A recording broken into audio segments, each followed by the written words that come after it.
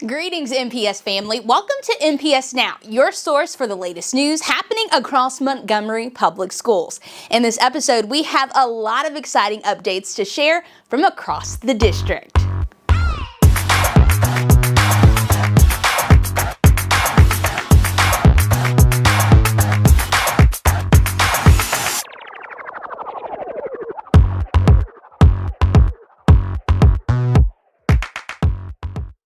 We begin with a tribute to a local legend. After 36 years of excellence, Carver High School's choral director, Dr. Henry Terry, is retiring. A true Montgomery hero, Dr. Terry has mentored thousands of students, led the Troy University Gospel Choir, and shared the gift of music across the nation. Dr. Terry, thank you for your decades of inspiration.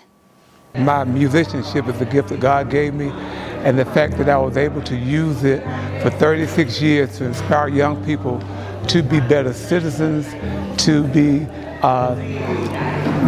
global-minded about their lives, and to want to aspire to be better individuals in this world that we live in.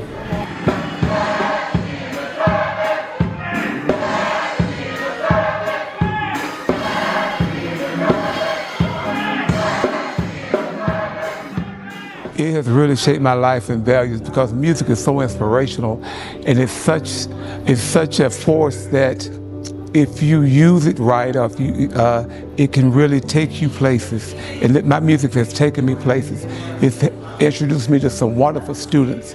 It's shown me that music can lift, can just bring about unity across the various ethnicities, because we live in a global society and music has to reach. It's the one subject I know that reaches around the world. You know, I love you as I love you anywhere you go. And so to be able to convey that through music, that means so much to me.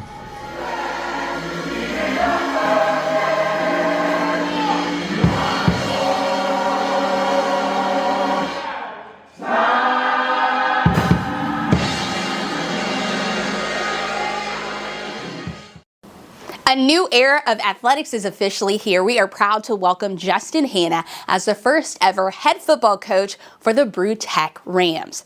With a deep background in professional and collegiate sports, Coach Hanna is ready to build a program defined by excellence, both on the gridiron and in the classroom.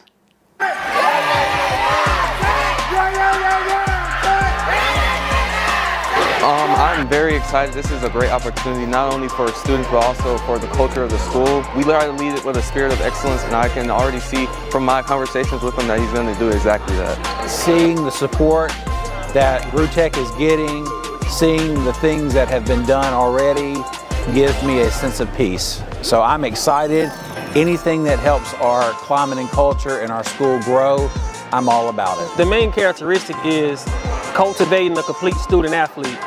My goal is to make sure that we don't only excel on the field as athletes, but we excel on and off the field and cultivate and build a complete student athlete, well-rounded. This is your school, this is my school, this is...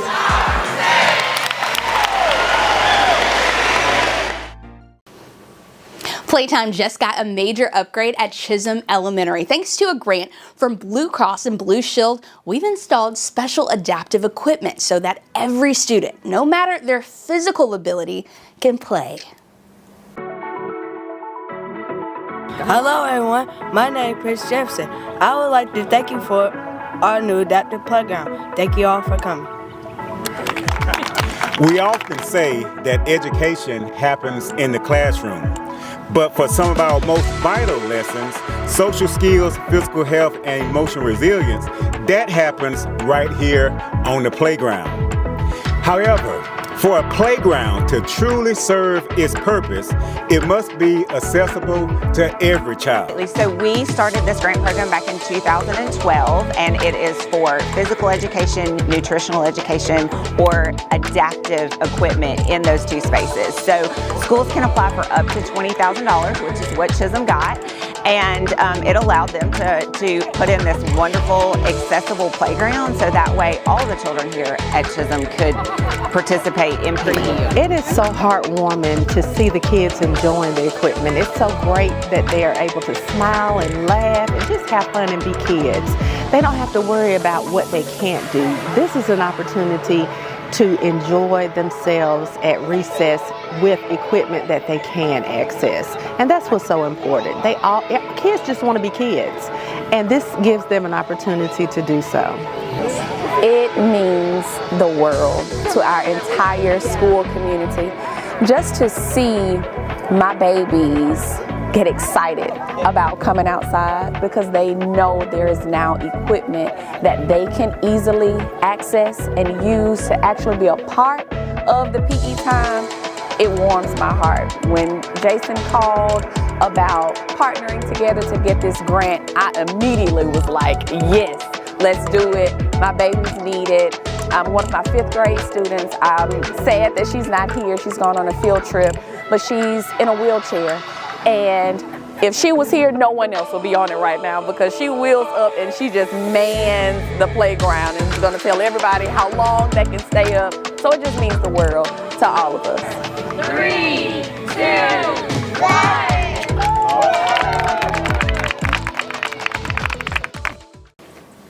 Finally, graduation is just around the corner. Make sure you are ready for the big day by checking out the full schedule on our website at mps.k12.al.us. Thanks for watching MPS Now. We'll see you next time.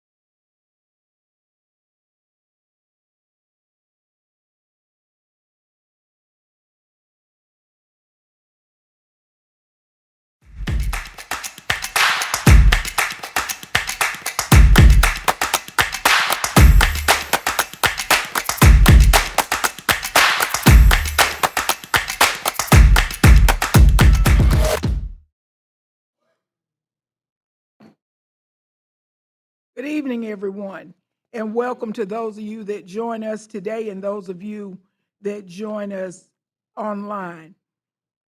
The General Board Regular Session Board Meeting for May 12th, 2026 has now been called to order. I am the President, Pamela Portis.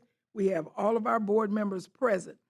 We will start with our invocation. It is so good to see Reverend Katrina Waters from Hilliard Chapel, AME Zion Church. Please welcome Reverend Waters.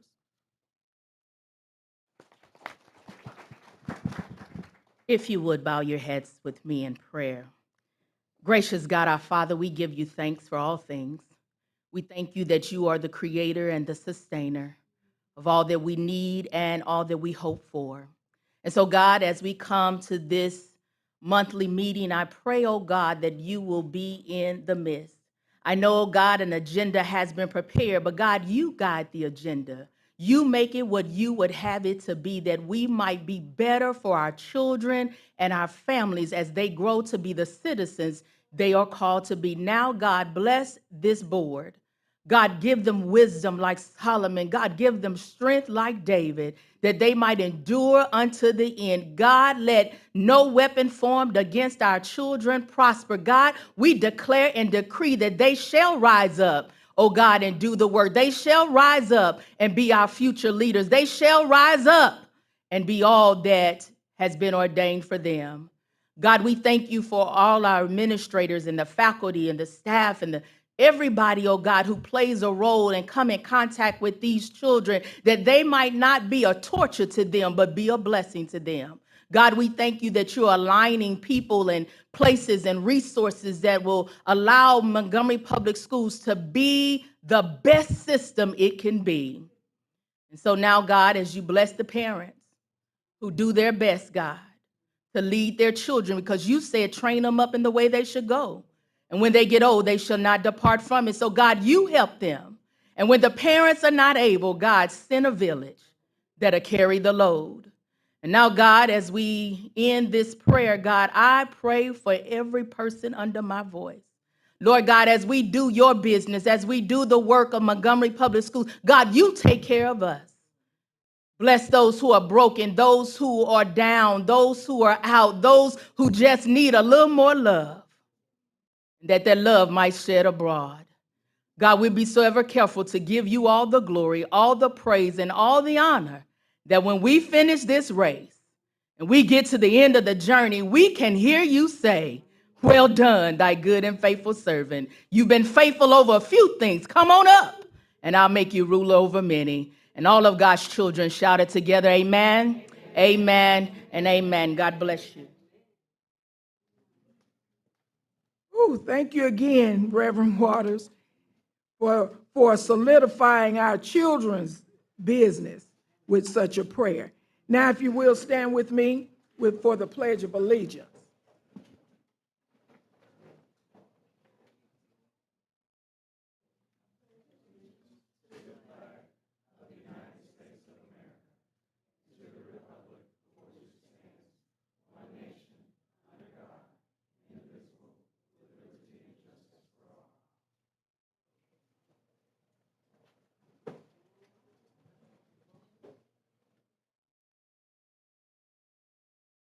Ooh, if you don't know a good prayer when you hear one, we almost can go home. But we got a little business to do first, so we'll take care of the children's business first. We have established a quorum tonight. Glad to see you ladies all here and safe. Our next item is the approval of our agenda. Madam President, I move that we approve our agenda. Thank you, Dr. Keith. May I have a second? I second. It has been moved and second for the approval of tonight's agenda as printed. I have a few comments for you tonight. I won't be long. Oh, I'm sorry. Vote. I need to vote for the agenda, please. All those in favor? You didn't stop me, Ms. Brown. It is unanimous. Thank you so much for all of your assistance all the time. Now to the next item. As we all know, it's celebration time, and we don't take this time of year lightly. It's something truly meaningful to us. It has been a year of growth, resilience, curiosity, and community. This school year has been a journey, one filled with challenges none of us expected, achievements we're proud of, and moments that have shaped who we are becoming. To our families, you are the foundation that makes all of this possible. You've packed lunches, checked homework, offered pep talks, and celebrated victories, both big and small. You've partnered with us, trusted us, and supported your children through every twist and turn of this school year. You were the quiet strength behind every achievement we celebrate in May. Your love, your sacrifices, your support, they matter more than words can say. This moment belongs to you as much as to your children. To our teachers, you are the steady hands and generous hearts behind every student's progress. You've inspired curiosity, encouraged perseverance, and created classrooms where students feel seen, supported, and challenged. Your dedication, often quiet, often unseen, has changed lives. Thank you for your patience, your passion, and your belief in every learner who walked through your door. To our students, you are the heart of this celebration season. Every early morning, every late night, every study session, every question you ask, every mistake you learn from, and every success you earned brought you here. You've grown not only in knowledge, but in confidence, creativity, and character. You've shown that learning is not just about grades. It's about discovering who you are and what you're capable of. Always remember, the race is not won by the swift nor the strong, but to him who endureth to the end. You did just that, and we are so proud of you. As we close this chapter, let's take a moment to appreciate how far we've come. This year wasn't perfect. No year ever is. But it was meaningful. It was full of growth. It was full of moments that will stay with us long after the final bell rings. And now we look ahead to new challenges, new opportunities, new friendships, new discoveries. Whether you're moving up a grade, stepping into a new school, or simply taking a well-earned summer break, remember this: you are capable of more than you know.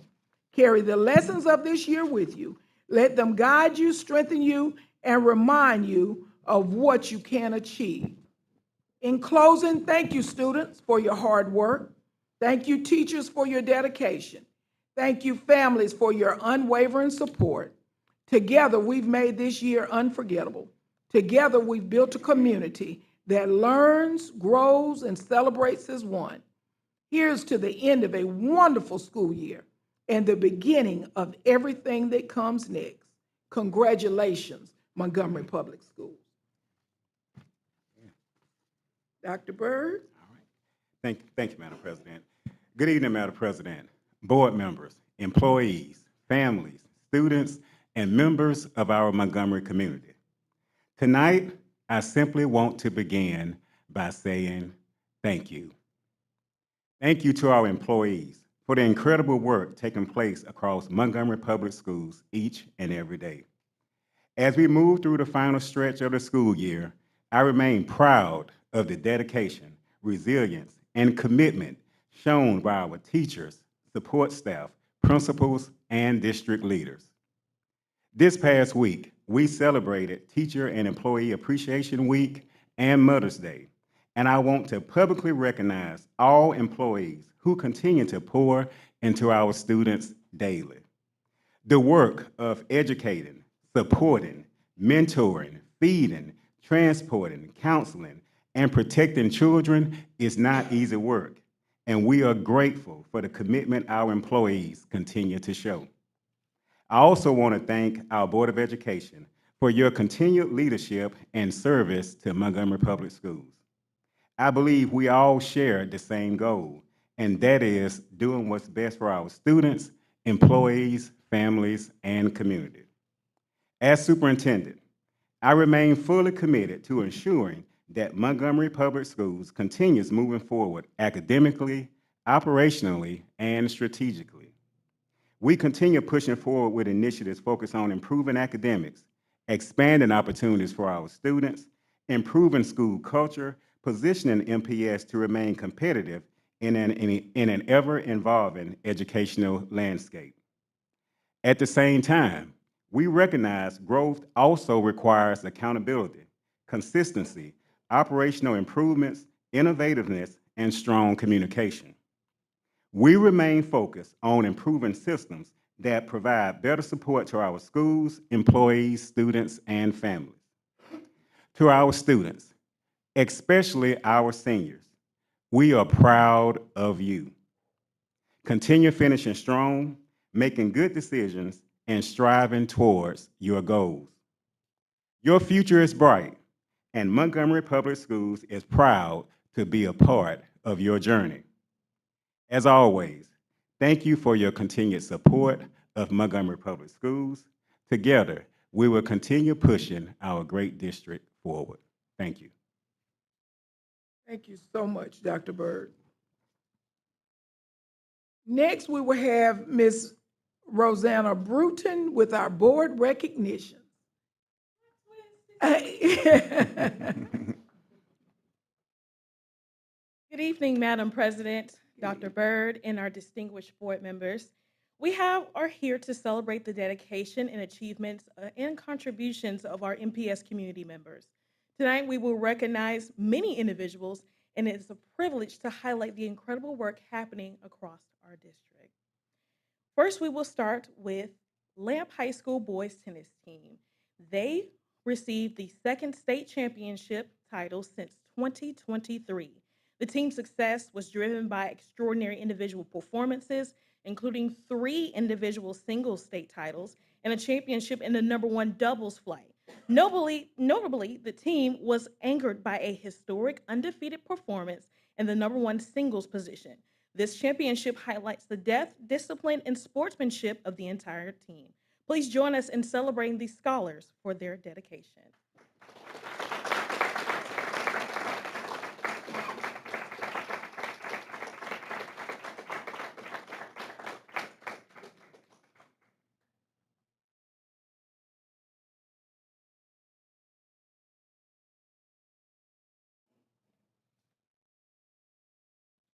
And board members, if you don't mind getting out of your seats and joining them for this momentous occasion.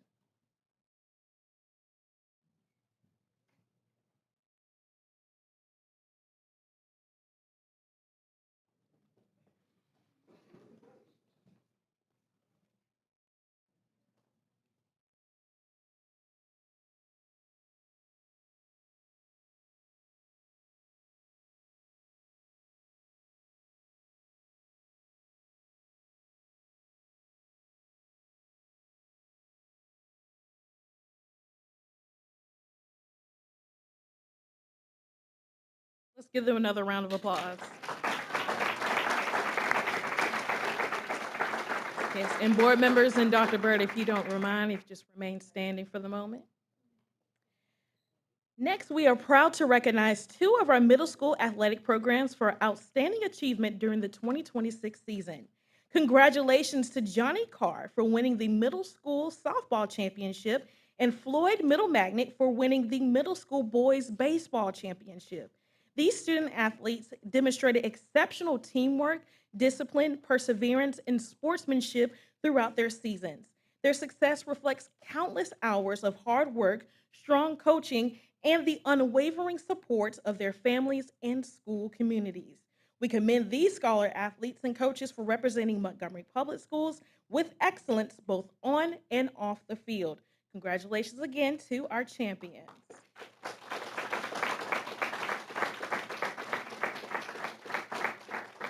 They should be coming in shortly, hopefully.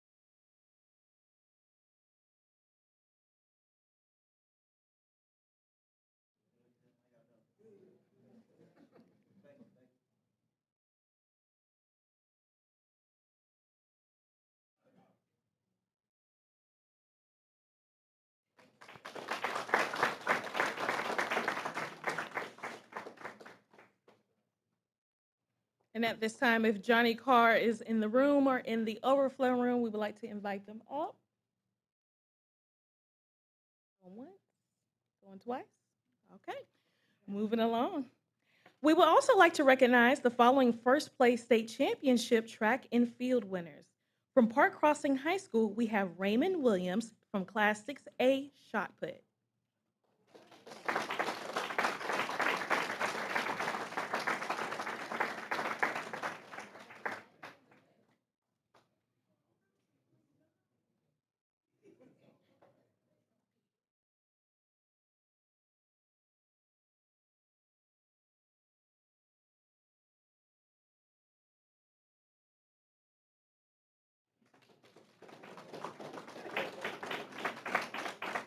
Next, we have two champions from Carver High School. We have Kamani Clary, who is the men's triple jump champion, and Tyrone Clary Jr., who is the men's high jump champion.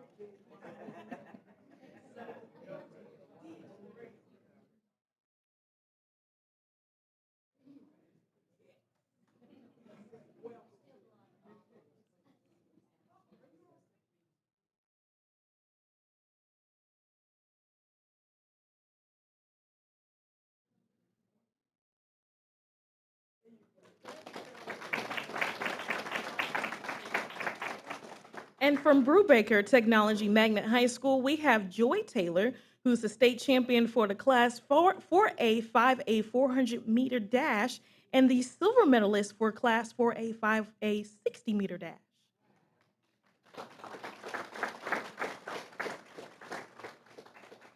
Believe she's not able to make it tonight. So next we have the speech and debate team at Lamp High School. They competed earlier this spring at Northridge High School, where they achieved top honors as speech state champions. With the efforts of 6 individual state champions and 7 national qualifiers set to represent MPS in Richmond, Virginia. The team's season stands as the most successful in school history and ranks among the most impressive performances in state tournament history. Congratulations to these scholars.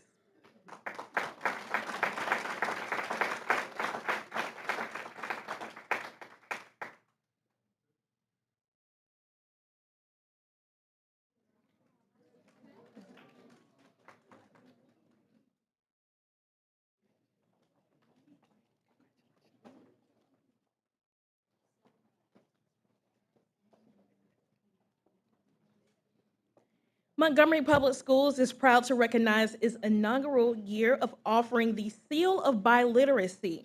These distinguished scholars will have demonstrated proficiency in English and a language other than English by successfully meeting the rigorous standards in reading, writing, listening, and speaking. Please join us in congratulating the following students. From Booker T. Washington Magnet High School, we have Olivia Holt in Spanish.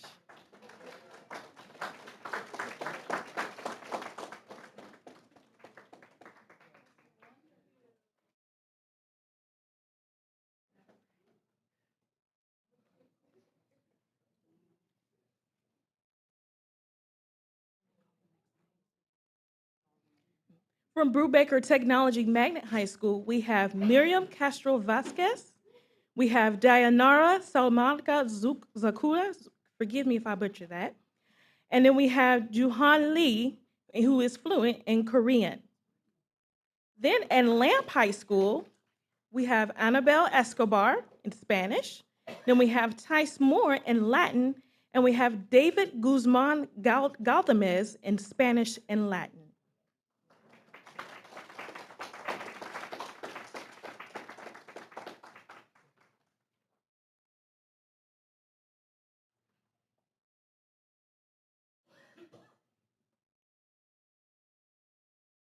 Now we can say congratulations in 3 different languages. Chukamnida, muchas felicidades, and maximas congratulaciones.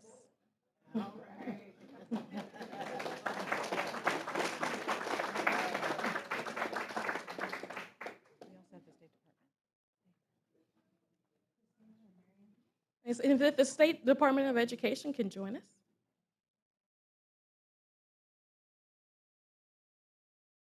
Also to note, these students not only received the Alabama Seal, but they also qualify for the Global Seal.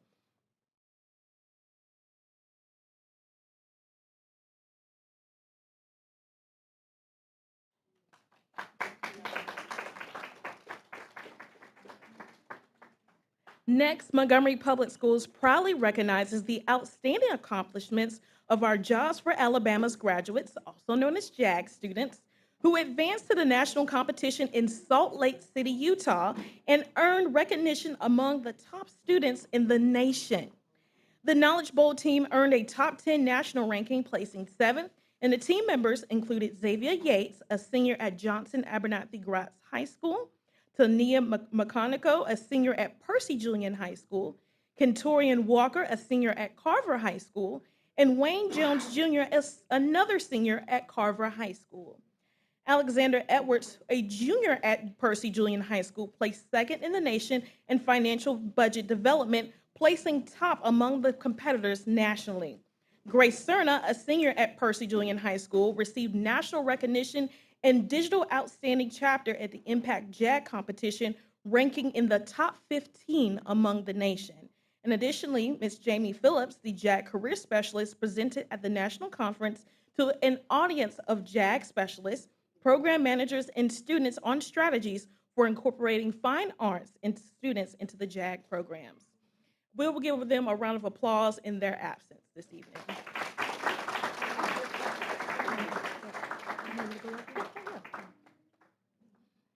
We have one.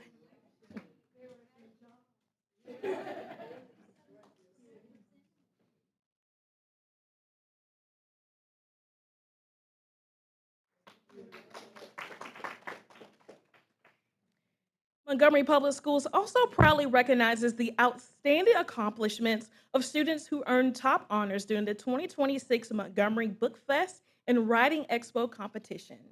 From Dalreda Elementary School, under the leadership of Ms. Shalonda Johnson, in first place is Braylon Gordine, a 5th grader, with her artwork titled Soul of a Woman.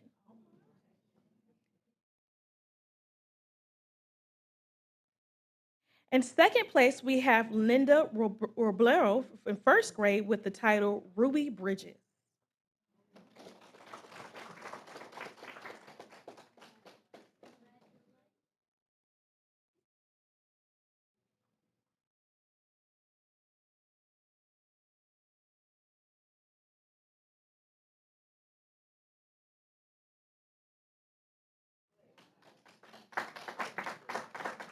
And from Vera Exploration Center, under the leadership of Mrs. Bonikowski, in 1st place, we have Nellie Ray Lee in 4th grade. She had the artwork titled Rosa Parks Collage. She may not be here today. We'll give her a round of applause in her absence. In 2nd place, we have Madison Young in 4th grade with the artwork titled Simone Biles Collage. These students demonstrated exceptional creativity, artistic expression, and storytelling through their work, and we commend these young, talented scholars along with their teachers and school communities for representing Montgomery Public Schools with excellence. Board members, you may take your seat now. And as you take your seat, we have a couple announcements. Montgomery Public Schools recognizes May as Mental Health Awareness Month.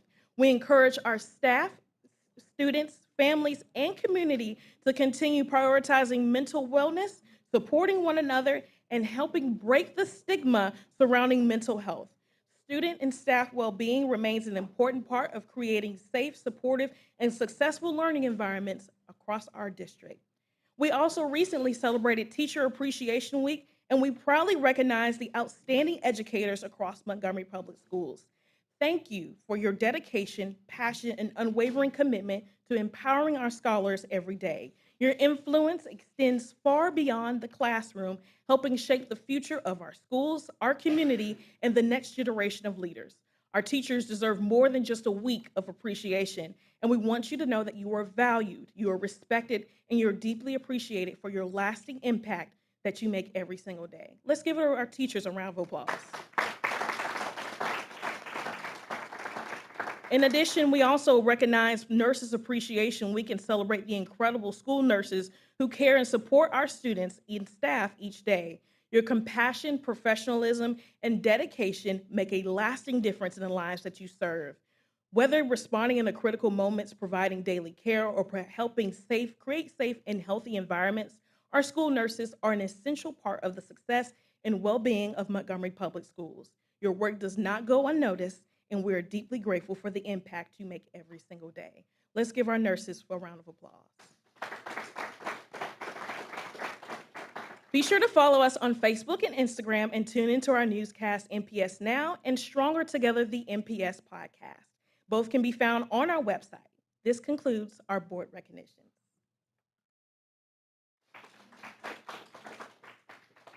And that, ladies and gentlemen, is Ms. Monet Stevens, and she belongs to us. Wonderful job, wonderful job. We have no scheduled public comments and no citizens' comments tonight. So moving right along, we will ask Mr. Chad Anderson to come to tell us about the change order for JAG High School and Goodwin Middle School painting and flooring project. Yes, ma'am. Good evening, Dr. Byrd, Ms. Portis, Ms. Watkins-Smith, and members of the board. This is an addition to the initial bid where we accepted the JAG portion of that bid. This is to add the Goodwin portion of that to complete the same services and scope of services that we're currently doing at JAG, painting the hallways, painting the ceiling, and also adding epoxy flooring throughout the hallways, the cafeteria, and the kitchen area. Hey, thank you, Mr. Anderson. Any questions or comments about the change order? Seeing and hearing no questions or comments, thank you, Mr. Anderson. Next, we will have our March 2026 financial statement by our CSFO, Mrs. Pamela Watkins. Good evening, Superintendent Byrd, Board President Portis, board members. You should have in front of you your financials for the March 2026, which represents the 6th month of the fiscal year. I'm going to leave it there because I struggle with this every month. But in your packet, you have the explanation of financial information from the CSFO. Additionally, you have a snapshot analysis. The snapshot analysis, which is on the screen here, is a high-level view of the information, of our information as of March 2026. You also have the general fund balance recap, which breaks out our general fund balance as of March 2026. Additionally, you have your monthly budgeted percentages. The 6th month of the fiscal year, we should be at about 50% as in expenditures. Revenues will be slightly different from that. We also have the monthly and annual comparative statement of revenues and expenditures, which provides you a view of the expenditures for the current month and fiscal year compared to the same point in time in the previous fiscal year. You also have a statement of cash flow, which represents the revenues and expenditures that have come in the current month, and then a visual of that information with pie chart. You also have your F exhibits, which represents the same information presented in the package, but from the State Department, as we're required to upload that information monthly.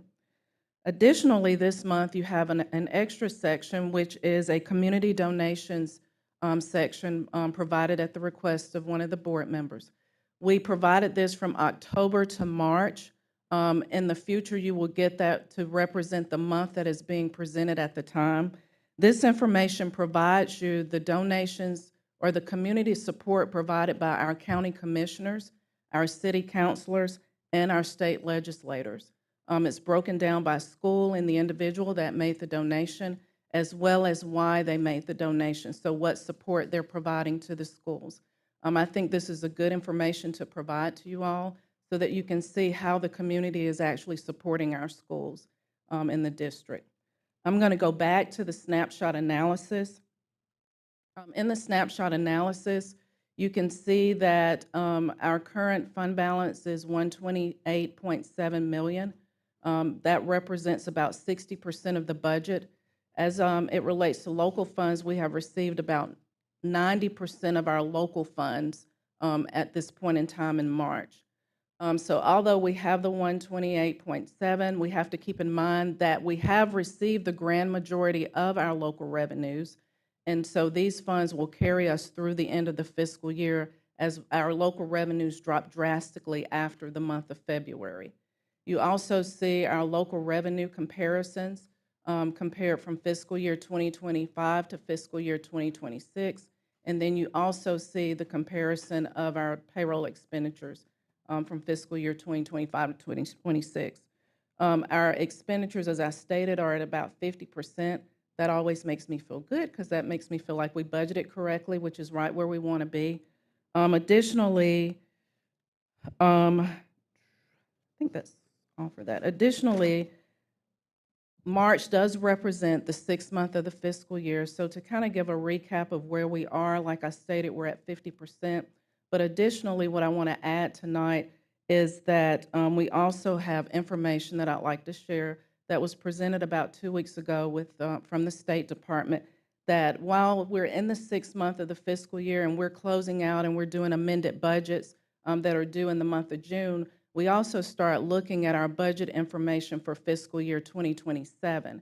And so what I will share as it relates to that is that information gained from the conference I was at was that there will be a 2% increase for all educators going into fiscal year 2027. I also learned that the raise funds that we received for the first time this year, the state has done a statewide increase of about $25 million, which reflects about $1 million increase for Montgomery Public Schools. The transportation funds that transportation receives, just for transportation, there was an $83 million increase statewide, which represents about $2.3 million increase for Montgomery Public Schools transportation operations, so that is strictly for transportation. And then our safety and security will also see an increase in funds as it relates to next year. The fund balance, as I do each month, although our fund balance is $128.7 million, you will see that our local general funds are actually at $88.7 million because everything else is actually restricted to funding sources that can only be expended in those funding sources. And I'll use transportation, for example. Right now, they're at $7.7 million. Those funds can only be expended for transportation. And you'll see the breakdown of other funding sources that are very restricted, although they are part of our local revenues.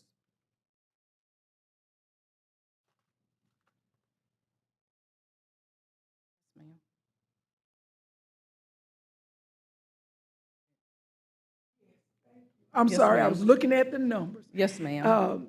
Question, Ms. Claire? Thank you. Would you give me, please, the raise funds for MPS again? The raise funds. You said 25 million over the state. That's across the state. Our allocation will increase by about $1 million. Thank So you. in fiscal year 26, currently we have about $7.7 million, and that amount will go to about $8.7 million for fiscal year 2027. Thank you so much. Yes, and we ma'am. can't carry that money over. It No, needs to ma'am. be. Okay. No, ma'am. Thank you. Okay. Thank you. Any other questions or comments?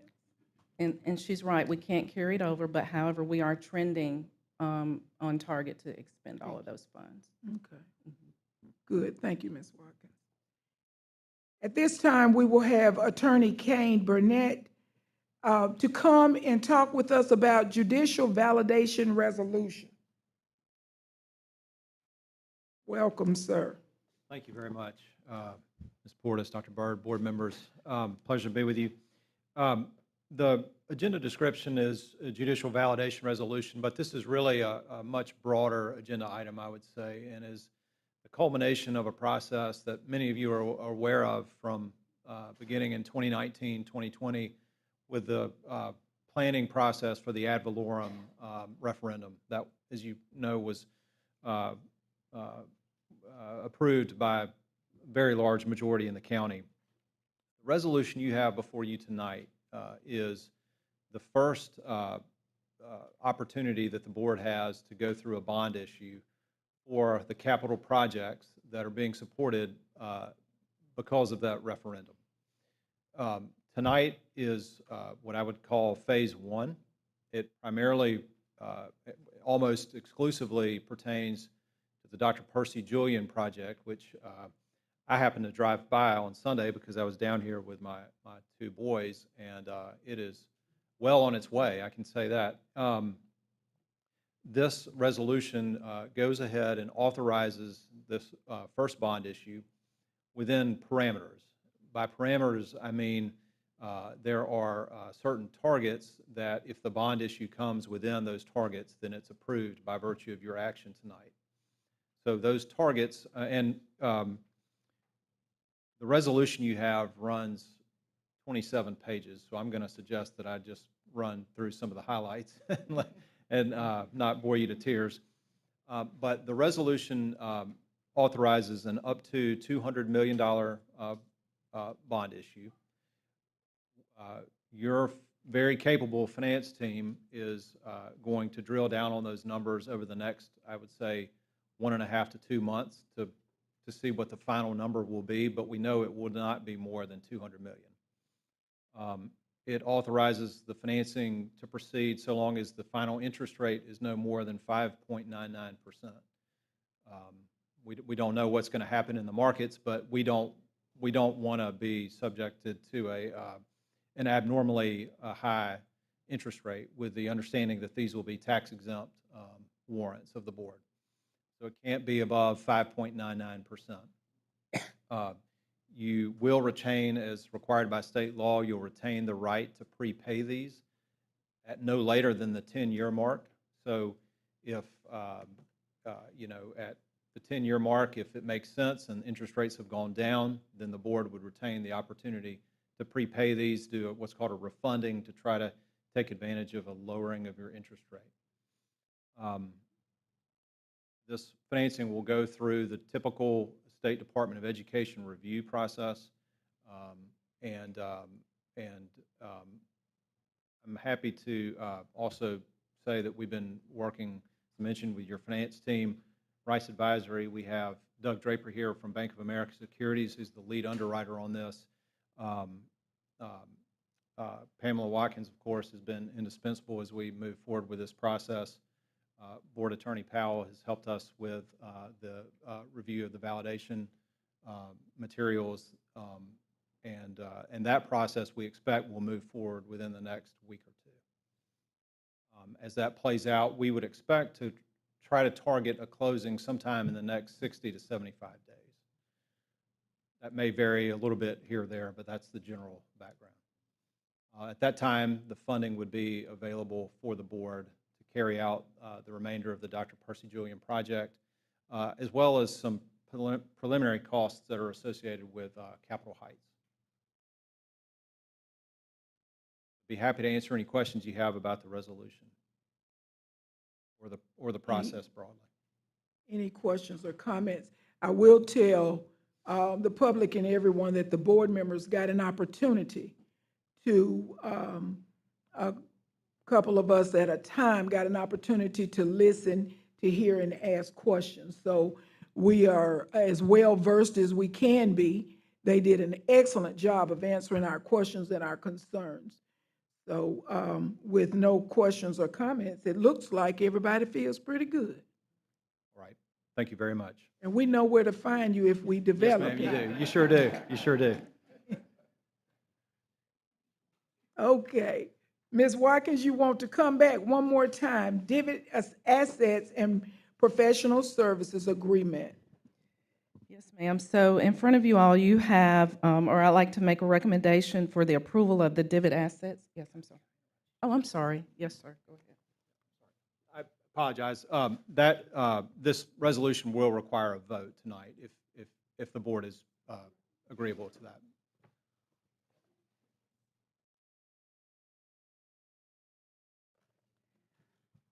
Okay, so in front of you, you have a request for the approval of divot assets. Divot assets is a professional services to perform a district-wide fixed assets or a district-wide inventory. Please know that each year we actually do or hold a capital assets inventory. So every year, right as school gets out, each school gets a listing of the fixed assets or capital assets for their school, and they are required to submit that within a 30-day period. We check that in finance. However, the district also needs a district-wide inventory that looks at items outside of those. That should be done every few years. I think our last one was done maybe in 2021, and so we're requesting the approval to do that. In my little notes here, district-wide fixed asset inventory is essential to ensure accountability, accurate financial reporting, audit compliance, and proper stewardship of public resources. This is, you'll see the cost on there of $142,500. It will be 66% funded with the support of federal programs, and the other 33% will come out of general fund. If approved tonight, the vendor will start the process during the month of July while students are out of the school. They're slated to finish it within the 30-day period. Okay, thank you very much. Any questions or comments about that service? Thank you, Ms. Watkins. All right, we'll move into our consent agenda. Dr. Byrd? Yes, ma'am. Thank you, Madam President. Superintendent requests your approval of the consent agenda, which includes action items A through I. Madam President, I move that we approve consent agenda items A through I. Thank you. I second it. It has been moved in second that we approve the superintendent's recommendation for the consent agenda. Any questions or comments? All those in favor, may I see a show of hands? It is unanimous. Dr. Byrd? Thank you, Madam. For approval. Thank you, Madam President and board members. Superintendent requests your approval of action item 14A, which is personnel report, certified personnel. Madam President, I move that we approve the superintendent's recommendation. I second it. It has been moved in second to consider the superintendent's recommendation for personnel report, certified personnel. Is there any discussion on this matter? Hearing or seeing no discussion, may I see a show of hands of all of those in favor? It is unanimous. Dr. Byrd? Thank you. Superintendent requests your approval of action item 14B, personnel report, classified personnel. Madam President, I move that we accept the superintendent's recommendation for personnel report, classified personnel. I second.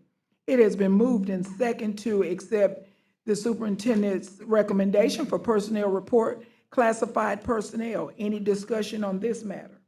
Hearing or seeing no discussion or concerns, may I see a show of hands for all of those in favor?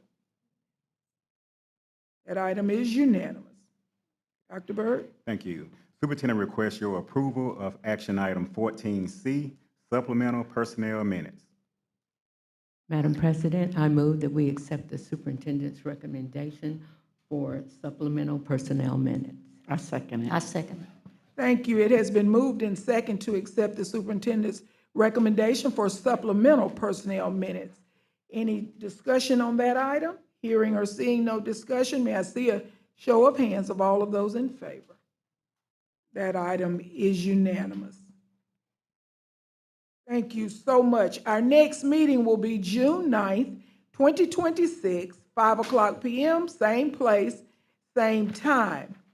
This meeting is now adjourned. If you're leaving, I suggest you do it quickly because we are going into work session. 3, 2, y'all are moving. Thank you so much.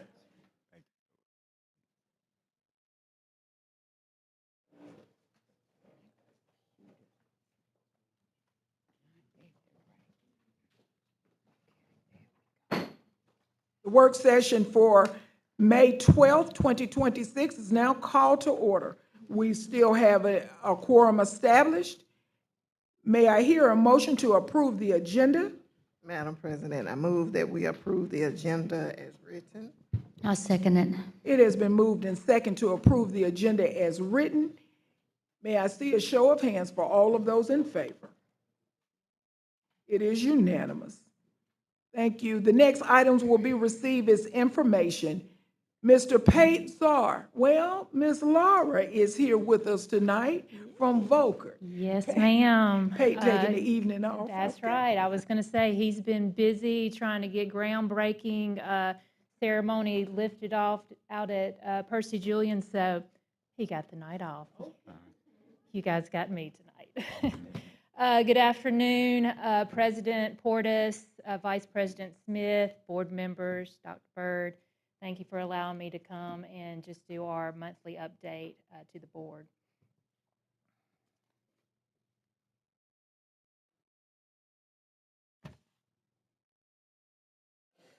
Rolling straight into the Percy Julian High School project, we're currently tracking at 35% complete with an anticipated substantial completion date of January 2028.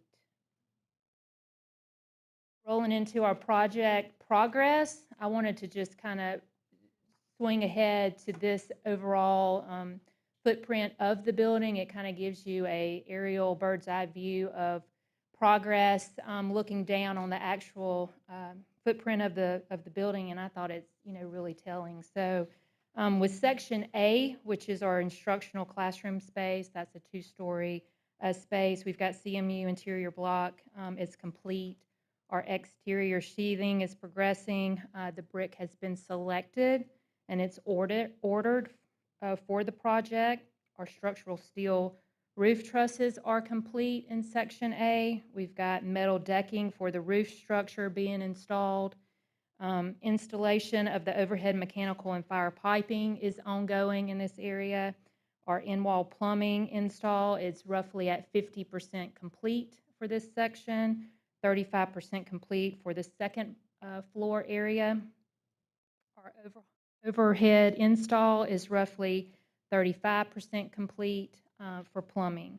Electrical wall rough-in is roughly 87% complete. This is for area A, section A. Our front entry, the contractor has really just been busy trying to get structural steel set, and it is progressing. Interior CMU block is also progressing. Moving into section B, which is your instructional and classroom space, 2-story. It's a 2-story area. We've got installation of the steel joists and metal decking complete. Our overhead mechanical is progressing, as well as the sprinkler pipe install. Our in-wall plumbing is roughly 50% complete at the first level, 35% complete at the second level, and then overhead install is roughly 15% complete. Electrical rough-in at the wall is roughly 50% complete. Section D, which is the cafeteria, is a single-story space. We've got the grand staircase actually installed. It's set and installed for student usage. And I've got a picture in the presentation. It's looking really nice. The building TPO roof is roughly 55% complete, and then electrical is also progressing at 30% complete. Sections E, which is athletics. Section G, which is your auditorium, and section F, which is your competition gym area. Those are high bay areas. Your slab on grade is poured at areas E and F. Interior CMU block continues to be laid at area E. Your overhead structural steel is progressing for area F. Underground plumbing is installed for area G, and then the crews are currently working on getting that area G, section G, slab on grade poured. And then lastly, for what we're calling section H, which is the athletic field house. And on this picture, you can see it down to the right. It's got FH identified in the footprint. That's your field house location. Those foundations are poured, and we've got underground plumbing pipe being placed. It's roughly about 30% complete. Lot going on at Percy Julian. another aerial view, and it again just really highlights where we're at coming out of the ground, the what I call the skeleton portion of area E, F, and G, which is that competition gym and your auditorium. You're starting to kind of see that section really come up and begin to form.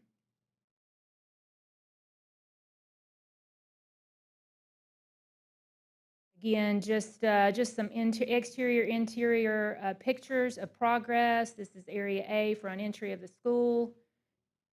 Also an interior progress photo of a typical classroom.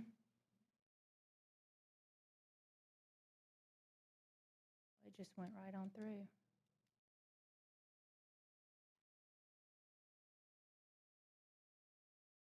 Here we go. Here's that monumental stair that I was speaking of earlier, right outside the cafeteria, area C. It's going to give a really nice presence on the inside of the building. Taking it to the second floor, this is progress. Second floor, area A and B. And then just a picture of mechanical, electrical, plumbing, rough in, and it's continuing down on the first floor. Rolling into the new Capitol Heights Middle School, we just launched that project. We've got a fully executed DCM contract. We've received our purchase order from MPS. We had our pre-construction meeting held on May 7th with the DCM inspector, and the notice to proceed for the contractor to be mobilized and start work is slated for May 27th. We've shared the site logistics plan with Mr. Anderson and his team, as well as Principal Reese and her team on campus. And then this is just to kind of give you an indication of what's to come. We just wanted to throw some renderings up for Capitol Heights, just to highlight for public showcase. Main corridor, media. This is a rendering of the media center to the right. Front entry, cafeteria. And then rolling into our overall program for minority participation, since executing the PO for Russell Construction, we've been able to capture that percentage down in our total construction contract amount, which we saw an increase, I think a huge increase on the total percentage. So we're now tracking at 21% there. 36% for professional services, 21% for construction contracts. Any questions? Yes, ma'am. Is it possible for us to receive a listing of our minority participation with the names of the companies? Yes, ma'am. And the percentage? Absolutely. Thank you. Yes. Do I just get that to Miss Leslie Hart? Dr. Byrd, you? Okay. Yes. We'll make that happen. Thank you. Okay, any other questions or comments? Thank you, Ms. Penn. Thank y'all.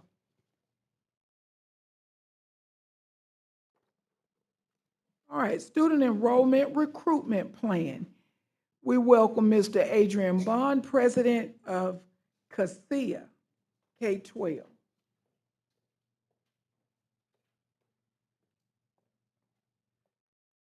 Good Welcome, evening. sir. Thank you. Madam Chair, Board, Superintendent. I'm Adrian Bunn, the president of CASA K-12, and yes, why am I here? Well, across the nation, we're seeing school districts struggle with student enrollment due to a number of factors. Some of those that are within your control, some of those not. Decline in birth rates are real. Families being priced out of their areas around the district is real. But one thing that we see that's unfortunate is that some of your competition, their enrollment isn't decreasing as fast as yours. In most instances across the nation, we're seeing them increase. So what do? Well, at CASA K-12, we represent traditional public school systems to run grassroots effort campaigns to engage with families that have either left the district to attend alternative options or work with parents who've always bypassed your feeder patterns by running those same type of campaigns that you might see during a traditional campaign, an election campaign. We're based out of Memphis, Tennessee. We've had the fortunate ability to partner with districts like Birmingham, where after 31 years in a row of declining enrollment, after our first year partnering with them, it was the first year they had a net increase in enrollment. Our work was featured in the USA Today. We're in 27 states. I think we have 8 of the top 15 districts in the country that we partner for. I think the best thing about our platform is we partner with districts on a performance-based contract, meaning the district only pays for results. We must get the students to register, enroll, and stay through that October FTE count date. If they fall out at any juncture, meaning they start in August and they're going after 2 weeks, well, we're not compensated. So we believe wholeheartedly in our work that the district only pays for the results. And if you ask, well, how do you do this? Well, with us running political and issue campaigns, that's where our DNA is from. We understand the grassroots effort component of going door to door and engaging with families, making the live phone calls, the text messages, the emails, the digital ads, those same things that you might see in a normal traditional campaign. What we do is we take your messaging that the district has done a fabulous job of already creating. You all have a lot to be proud of. You have a lot of great things happening in your school, and we're going to take that messaging to families one-on-one. We're in 27 states. We work in districts from urban to suburban to rural settings. So we understand this. We're laser focused on this initiative. You say, well, what is part of your secret sauce? Well, I think having the ability to be able to start at 8:30 in the morning and call to 8 o'clock at night, Monday through Friday. We call from about 10 to 4 on Saturdays and Sundays.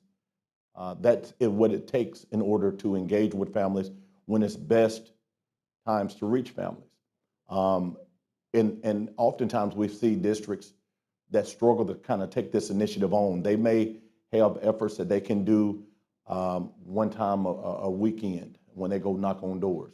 But this is really a 8 or 9 month campaign. Your competition is engaging with your families as we speak. They're getting mailers, they're getting phone calls, they're getting digital ads, you name it, to engage with your families. So what we're saying is it's time for districts to compete. It is time to sell your story. You can do marketing. Those are fabulous things. You all do a great job of that. But we're going to take it one step further, and we're going to help assist all the way to putting students in seats. And so I think our platform allows the district to sit on the same side of the table as we own. We only are compensated if you all get the revenue for those students that are actually ultimately in your seats. So I think the question is not, in light of school choice, how do we compete? It's I think that the whole fact of the matter is you must compete in today's light in order for you to be an ongoing entity for years to come. And we help the district to keep that stabilized enrollment. And so I think our platform gives the ability to take this risk-free approach. And again, I'll be open for questions if you all have any right now. Madam President, I just want to comment. I just want you to know yours was the favorite part of the agenda for me. Excellent. And then hearing you more, I even got more excited. Okay. I have to tell a short story. My dad and mom are passed, but I remember when I first married my husband 38 years ago. My husband was working for my dad with my brother, and he looked at Al and he said, "What time is it?" And he said, "It's 5." And he goes, "And you're already walking out the door?" He said, "Do you see that lady back there? Who is that?" Which was Eileen, my mother. Mm-hmm. He said, "She'll be there till 7 or 8. That is why Lisa's mom and dad live like they do, and you and Lisa will probably just live average lives." And I said, "And when I hear that you stay up till 8, I look through your data. I think you guys are more than fair the fact, I did look you up on USA Today, just saying, let me just see. Yes. That was just me checking it Yes. out. But the fact that you don't charge us a flat fee, and by the way, what you're charging, I was, compared to what, like the textbooks, I actually added up the textbooks, we're a little over. But you know, I shut up because the county commission was good to us. Right. I did, but I am really impressed with what you have. So I'm looking forward. I hope you're very successful, because I just think what you have to say to the public, it can only help us. So I appreciate it. Thank you. Thank you, Dr. Keith. Any more questions or comments? I just have one. I've had the opportunity to meet and speak with you when we were in conference, and it reminded me of a story when I asked the lady, she was talking about all of the good things that was coming to Montgomery Public Schools. And I said, well, you moved your baby. And she said, I didn't even know you all knew they were gone. Nobody ever asked me to come back. And I thought about you. I was like, oh my goodness. I apologized to her, but of course she's not interested with me to move her baby back now. But it got me to thinking that we do need help. We need, if we're going to give children all of these opportunities, then we have to find the children and say, hey, we heard what you said. We know why you left. We understand, and here we are. And so I think we might be forward thinking and looking at how we're going to go about that, because that's an undertaking. I wouldn't want to do that on Saturday. Yes. Yes, ma'am, Ms. Cloud. Put your mic on, please. Sorry. This is a campaign that begins at the beginning of school and ends at the number count day that we get the number count for the state. Yes, I would say in a perfect world, we'd like to start recruiting in January. But oftentimes we don't live in a perfect world when we partner with districts. So our goal and intent this first year is to start after a board vote. It takes us about 5 to 7 days to get up and running. And we want to start getting you students for the 26-27 year. Then we would start in November, December, preparing for that January launch for the 27-28 campaign. I think from your vantage point, it's not going to cost you anything in order for us to be able to try. We do know in some instances, some families they've already made their choices and their decisions. But we also know that for some families and communities where they're trying to survive, those decisions are put off later.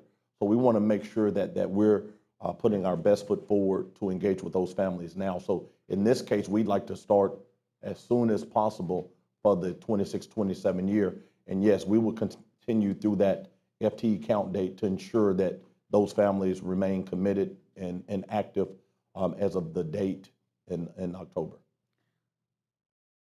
Would that also be considered a push for second semester? Because a lot of families make decisions with their children at the end of first semester. So I'm just curious about that. So in this first cycle, we would ensure that those students start and they stay through that October FTE count date.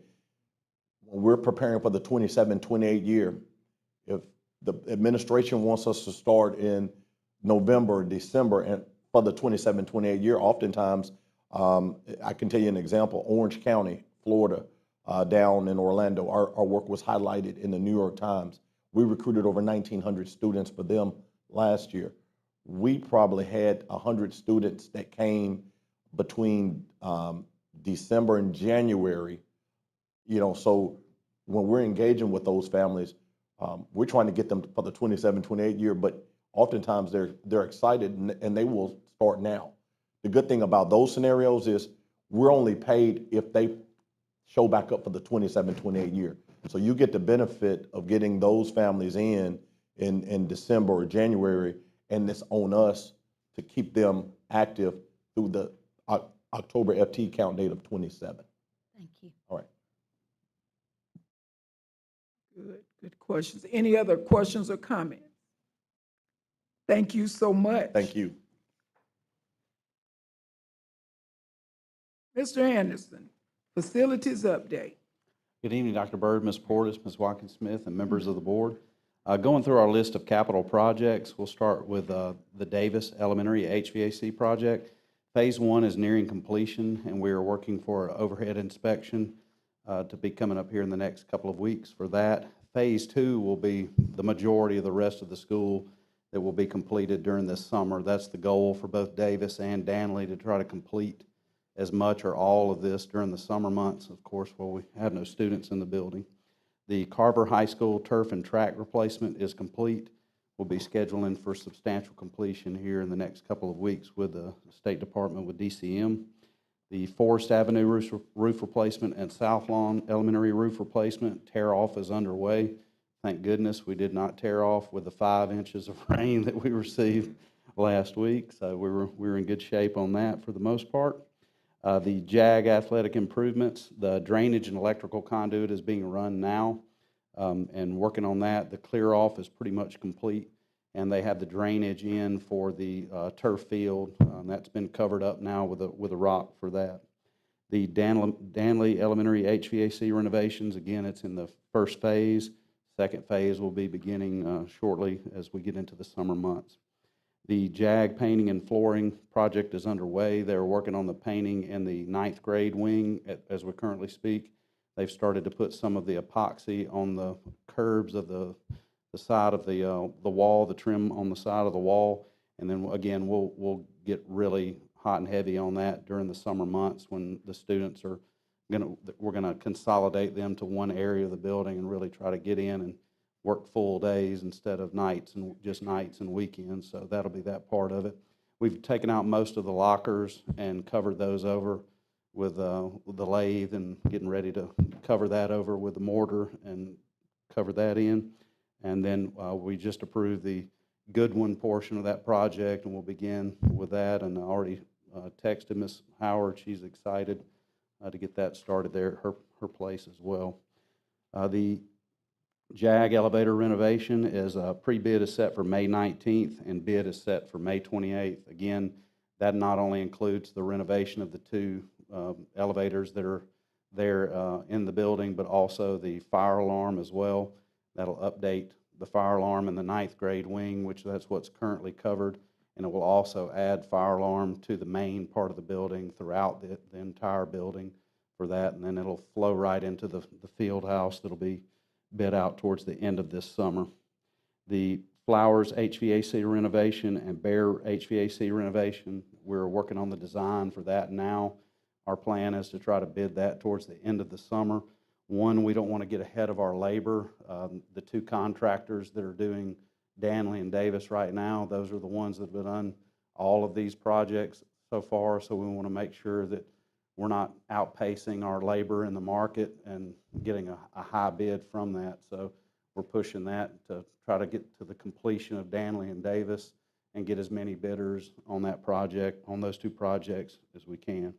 The Baldwin roof replacement, we're currently got approved, just got that yesterday from DCM, and we'll be advertising that here shortly, and hopefully have that bid out in the next couple of weeks and have it to you for approval at the next board meeting.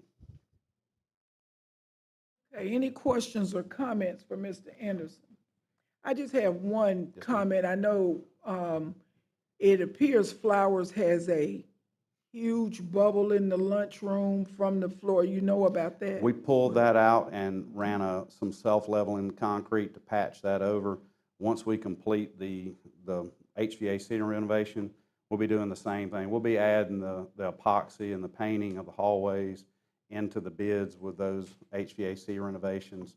So we'll do that all at the same time. Okay, good, because the 2nd graders think that they're going to have a garden in the lunchroom. That's what they said it was going to be. Okay, you have some exciting information about purchase of Brubaker Technology Magnet High School adjacent property. Tell us about that. Yes, there's a great story with this. The athletic director there at Brutech, his father works for Goodwin Mills in Kaywood. I was introduced to him, and Mr. Goodwin owns this property that we're speaking about. So started speaking with Mr. Goodwin and his people about that, and that we've portioned out 14 acres. It's 14.3 that we would like to purchase for that. He is going to sell it to us at half the appraised cost. We've completed the appraisal. We've completed the phase 1 of the property. And this will be a great addition to allow us to really expand, especially the athletics of Brewtech in this area, not only just with basketball and what we have, but also football, soccer, baseball, softball as well. Sure. I had a few phone calls on that, and I think the ladies out there, the females, the girls, athletics, they do have that already, and they were upset that they thought they were being overlooked. I meant to, put that in, but are they looking at the female athletic? Well, that Softball, yeah, we'll add softball to that. Of course, track will be out there. Soccer can go out there. Okay. Flag football can go out there. Okay. Yes, ma'am. Was there? I guess volleyball would be in the. In the I gym. don't- Gym, Yes, Okay, ma'am. yeah, Jim. I don't remember what it was, but I told them I would check. So Yes, ma'am. hopefully they hear me. I'm checking. Yes, Thank ma'am. you. Would that include flag football? Yes, ma'am. They play it on the football It's good to field know as well. people, isn't it? Ma'am, It's good to meet and know people, isn't it? what's that? That introduction that you had. Oh, yes, ma'am. That's wonderful. The CEO for Goodwin Mills and Kaywood, I actually coached his son in Wetumpka, so they're That's a good people blessing. there. Yes, ma'am. Thank you. Thank you. For making that connection and giving us that information. All right, Ms. Jackson, Touch Math Acquisition, Classworks Renewal Agreement. Good afternoon, Madam President, Madam Vice President, Superintendent Byrd, board members. I want to talk to you briefly about the Classworks Renewal Agreement. It's a subscription agreement for language and math.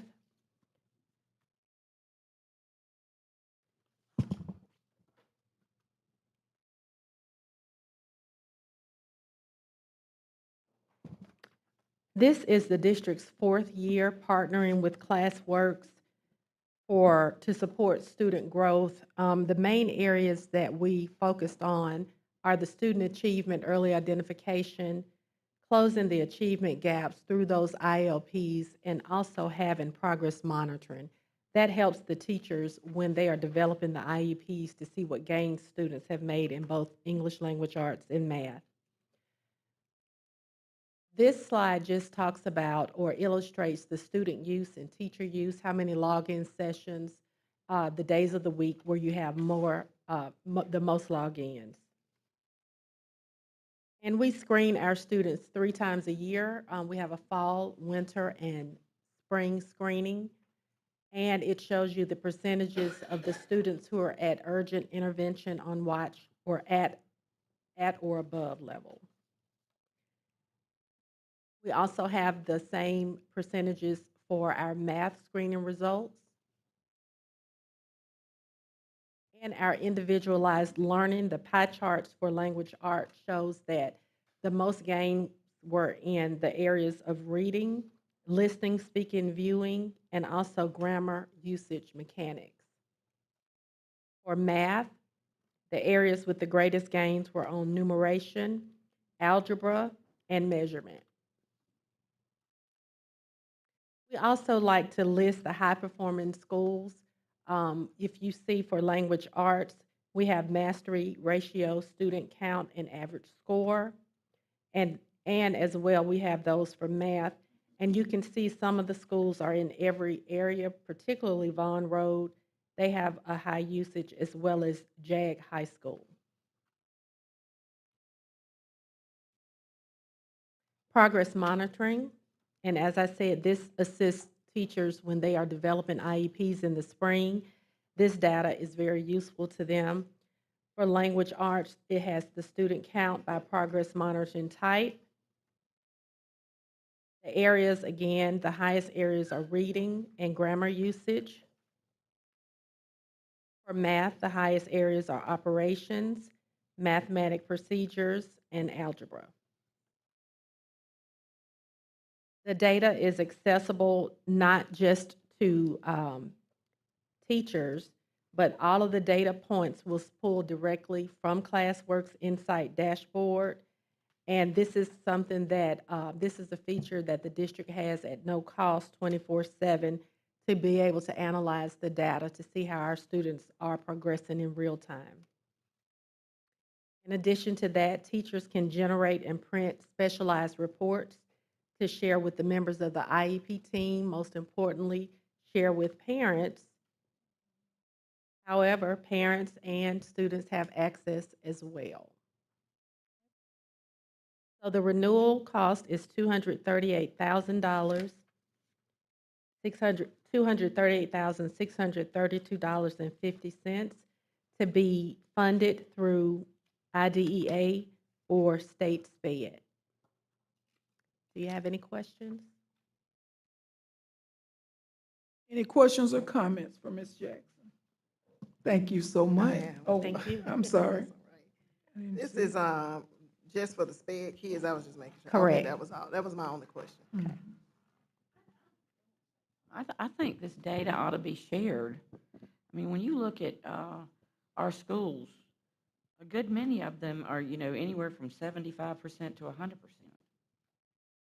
Mastery in language arts and math, and we always get, hit for doing so poorly. And these scores, I mean, if you just look at the average scores, all the way from especially even JAG, I mean, For these SPED, are that impressive is- scores that, I mean, this one sheet should be, I'm impressed with it. And I think the public, sometimes we take a beating as, my kid's in private, so maybe I stay on social media too much, at least lately. I'm actually going to calm down. Thank you. I'm telling you. But they can see this. You said they have access to Yes, this. ma'am. Okay, Thank you. good. We might need, that's a good point. Thank you. Come on, Dr. Williams. That's a good point. Maybe when we need to think about that, Dr. Keith, when we do family engagement, maybe to teach parents how to see it.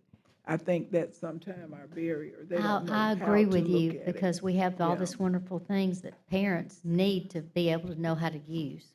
That's why I want parent PD too. We need to help them. Thank you. Welcome, and Dr. Williams is here to talk with us about Move On When Ready. Good evening, Madam President, Madam Vice President, Superintendent Dr. Byrd, and board members. Tonight I want to discuss with you Move On When Ready. And the purpose of Move On When Ready, the State Department of Education sent a memo to all LEAs discussing Move On When Ready on April the 1st, 2026. This program for the State Department provides 11th and 12th grade students the opportunity to complete high school through full-time dual enrollment. It allows students to earn both a high school and college credit simultaneously. It accelerates graduation and strengthens college and career readiness. The Alabama State Department of Education provides guidance on eligibility, enrollment, credit, and reporting. It includes funding provisions based on tuition costs or state allocations. And as I stated, as of April the 1st, the State Department sent LEAs a memo citing citing what this memo entails, but LEAs are responsible for creating standard operating procedures. So that's what I want to discuss tonight. The expected outcomes, what I am requesting specifically is that we amend our graduation policy 7.12, which was last revised on last year on March the 10th, 2025 to include option B, the workforce pathway. So we need to amend our 7.12 graduation policy to specifically clarify what Move On When Ready is and put that in our policy. So it reflects the dual enrollment program, as I stated, allowing high school students to earn a college and career technical credit while enrolled in high school. So we want to establish those requirements as a LEA for Montgomery Public Schools.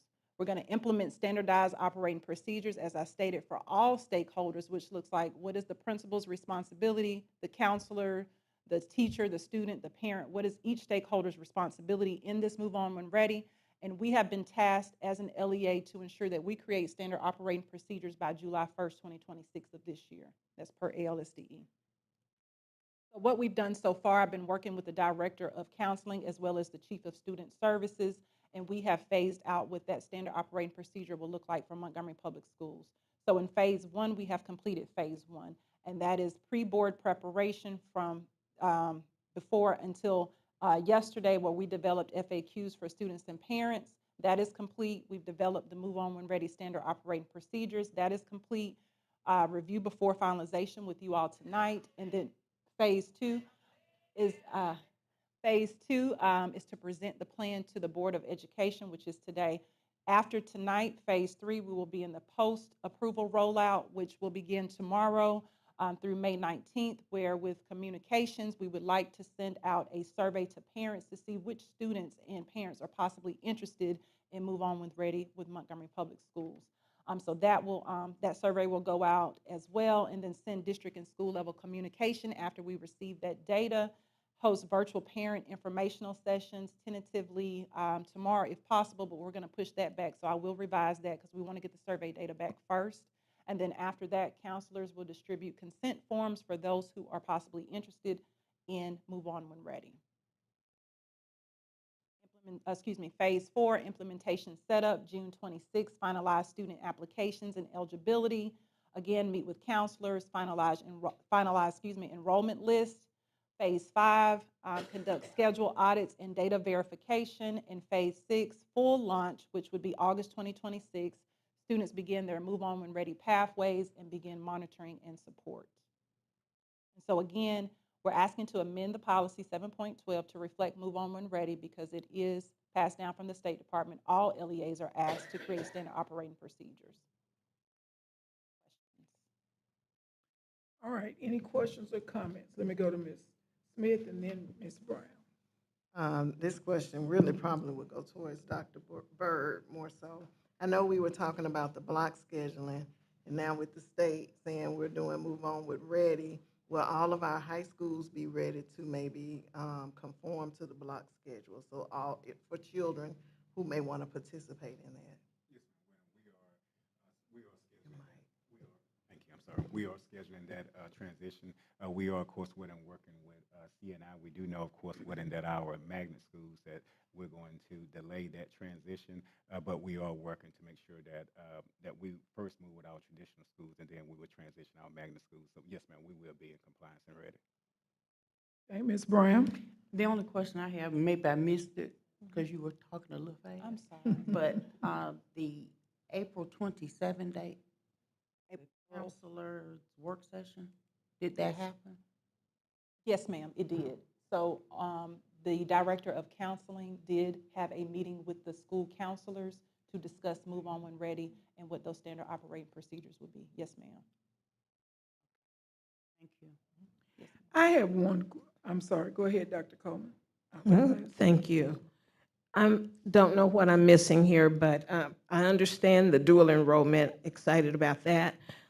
You mentioned early departure. Are we anticipating, and now that I hear the block scheduling, that might be where it comes from, but we are anticipating possible early departures because they can take the 8 courses a year? Yes, ma'am. So basically what this Move On When Ready is, that if they decide that they want to do it, they meaning the parents, and they meet eligibility, and we do have eligibility forms, and that's what we met with the counselors about to make sure that we're following the aligned state statute for this particular policy. But more specifically, these are going to be college students. So this is what a true college student would look like, as far as they don't even really have to report to the high school after this. They're going to be on a college campus taking college courses. Hope I answered your question. Thank you. Yes, ma'am. I have one question and comment. I'm excited about this too for our athletes, because these children are going to college earlier. They're making NIL money earlier. It's a game changer when they can get in and declare at a university. My only other, I don't know if it's a concern yet or not, but collect preliminary student list. That says May 13th, which is tomorrow, but have we told them enough to know if they're interested? No, so that's what I meant. I need to make an edit to that Okay. because we met with the counselors. I needed to get it board approved for, regardless, we still have to report to the State Department for our standard operating procedure. So after today, which tomorrow, we will begin with communication, sending out a survey to see which parents and students are interested. And so, Yeah. what's wrong? You say, what's wrong? That's my concern because this is work session. So this is not in approval. This should have gone during the board meeting. We might have a fix for you though. Okay, Don't yes, ma'am. don't And I worry can about it. edit my timeline, the phase, so we can edit the phase. That's no worries at all.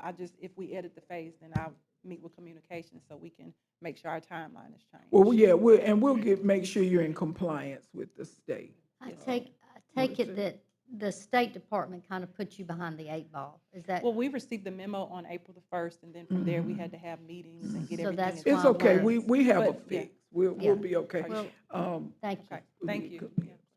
Yes, ma'am. So, thank you so much for your information.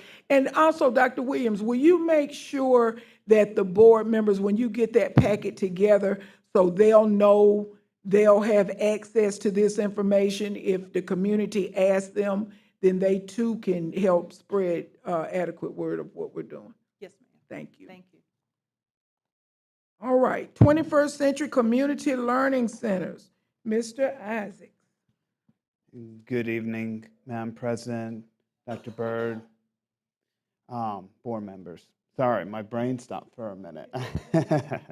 I did want to go ahead before I start 21st Century. You guys mentioned about parent engagement. I did just want to let you guys know, as part of federal programs roll out next year, we did a pilot program this year, but we will be having a parent university, and one of those sessions is actually going to be on technology and student learning. So I did want to let you know, since that was something that you guys mentioned, we already have things in place and plans in place to ensure that's happening. So now to the board agenda.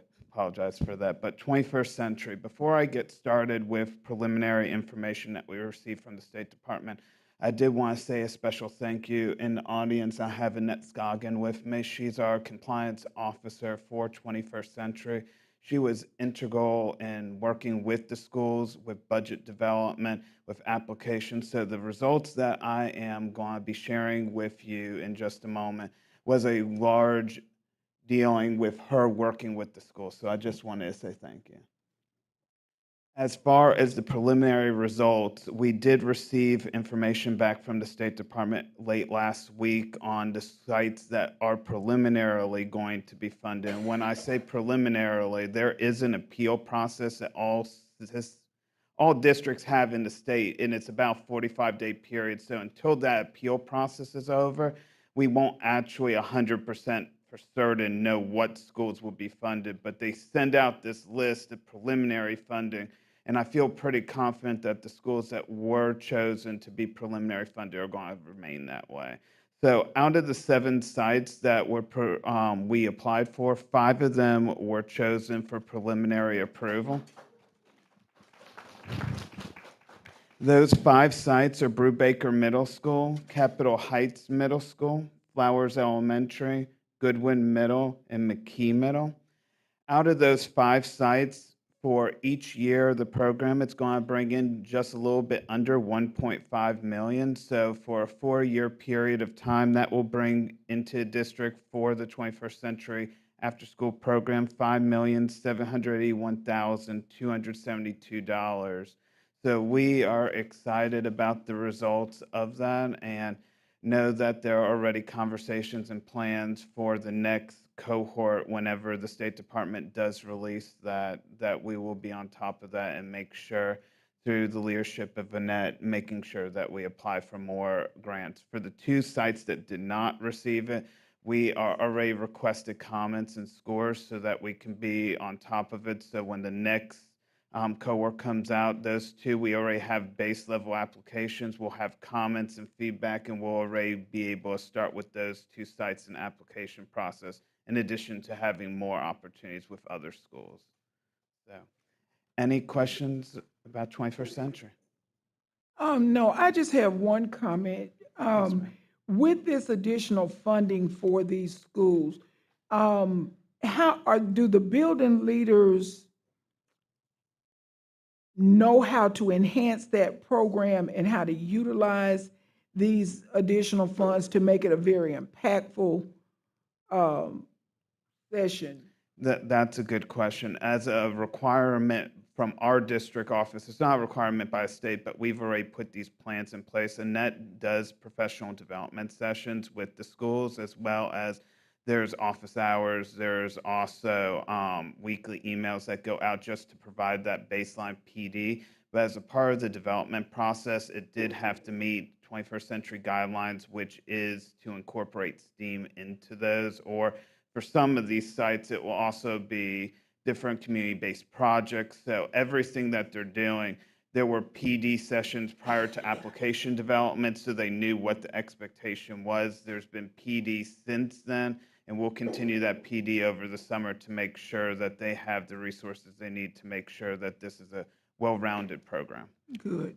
Thank you so much. And would you share your family engagement, because I've got to embrace Miss Mitchell while I can, so she can, we won't wear the parents out. We'll be doing on the same page. So, Absolutely. thank you We're so working much. with Dr. Daniels as well and that Yes. part of the team, so we'll make sure that we integrate everything together. Thank you, short time. Thank We you. appreciate you. Thank you. All right, Dr. King, incentive plans for Chisholm Elementary, Highland Gardens, Dozier Elementary. Good evening, Madam President, Portis Vice President Smith, Dr. Byrd, and distinguished board members. Tonight, I am presenting Phase 2 of the incentive plan for Chisholm, Dozier, and Highland Gardens. For a brief historical perspective, Phase 1 of the plan focused on staff employee retention. And so retention bonuses were provided to teachers, specialists, custodians, and classified support staff who committed to returning to these schools. And as a result, 30 employees at Chisholm, 37 employees at Highland Gardens, and 32 employees at Dozier received retention for returning to the schools. And so this tonight is Phase 2 of the program, which focuses on performance bonuses. And so, as mentioned, Phase 2 of the performance bonus is designed to recognize employees who demonstrate professionalism, provide evidence of high-quality instruction through the effective use of data, and contribute to measurable student growth.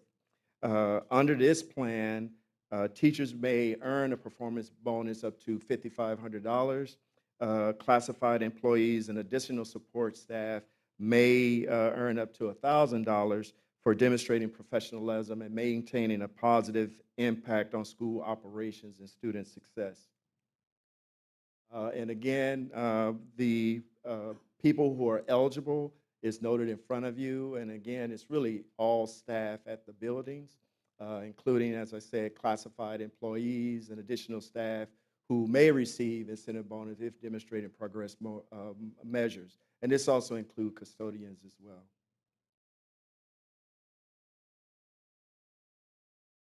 Again, in terms of the core teachers, a rubric was developed to help measure how the teachers, and on this, the next rubric, of how the teachers will get compensated, as well as those specialists who may contribute to student growth, the use of data, and demonstrating professionalism. And the classified and additional support staff also has a rubric, and this is focusing on their actual professionalism and also maintaining positive impact on school environment, because we know it's not just the teachers, it's the entire building, from the administrative staff to everyone being in that building, and by all of them being included in this type of incentive plan, does promote a positive school environment. It also helps support our talented principals, especially we have a new principal at Chisholm, and we are expecting also to support the principals at Highland Garden and Dozier. So this incentive plan will also contribute to the positive effect on the first phase of the plan, which were the retention bonuses.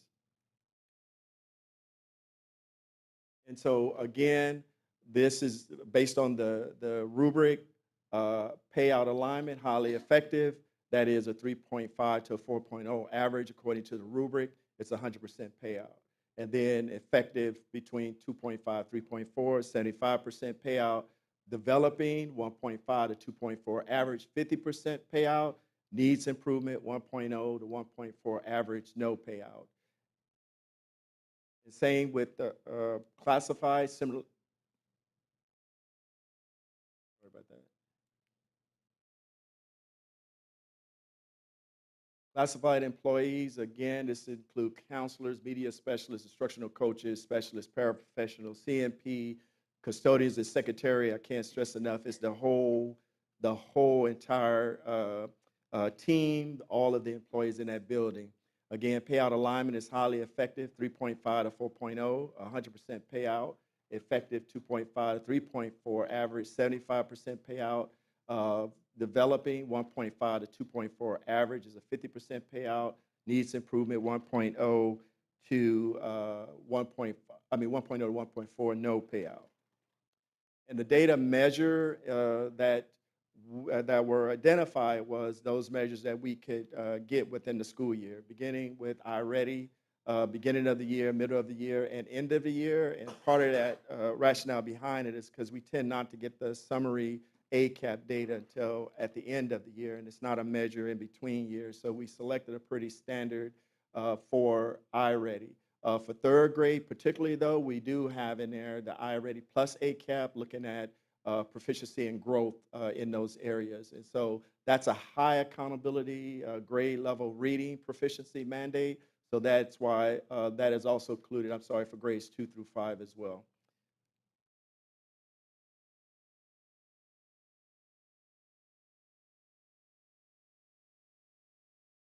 Defining growth target, typical growth, and this is the amount of progress expected of students to maintain their current percentile from beginning of the year to the end of the year over a period of time. Stretch growth is defined as the progress required to close the achievement gap and move a student towards or beyond grade level proficiency. And again, it includes the highly effective instruction accelerated growth plan that we implemented, and that since I think Dr. Bird joined us, that we had a high accelerated growth plan for all of our students. But this especially is highlighted in this particular plan. And a sample payout, like again, this is a sample for your review. Again, that's for your information. And once it's implemented, then we can get some definitive figures. And Pamela Watkins does a great job of keeping up with how much we're paying to each individual. And it does require board approval for those incentive payments. The benefits rewards both achievement and growth, acknowledging that not all students begin at the same point. However, it does encourages teachers to set ambitious and achievable goals, and also give them a little stretch goal, especially in our high impact grades. It provides greater incentives for tested grades, because to be honest, some teachers don't want to be in those tested grades, but this allows them to actually recruit, and then it's an incentive for them to be there as well.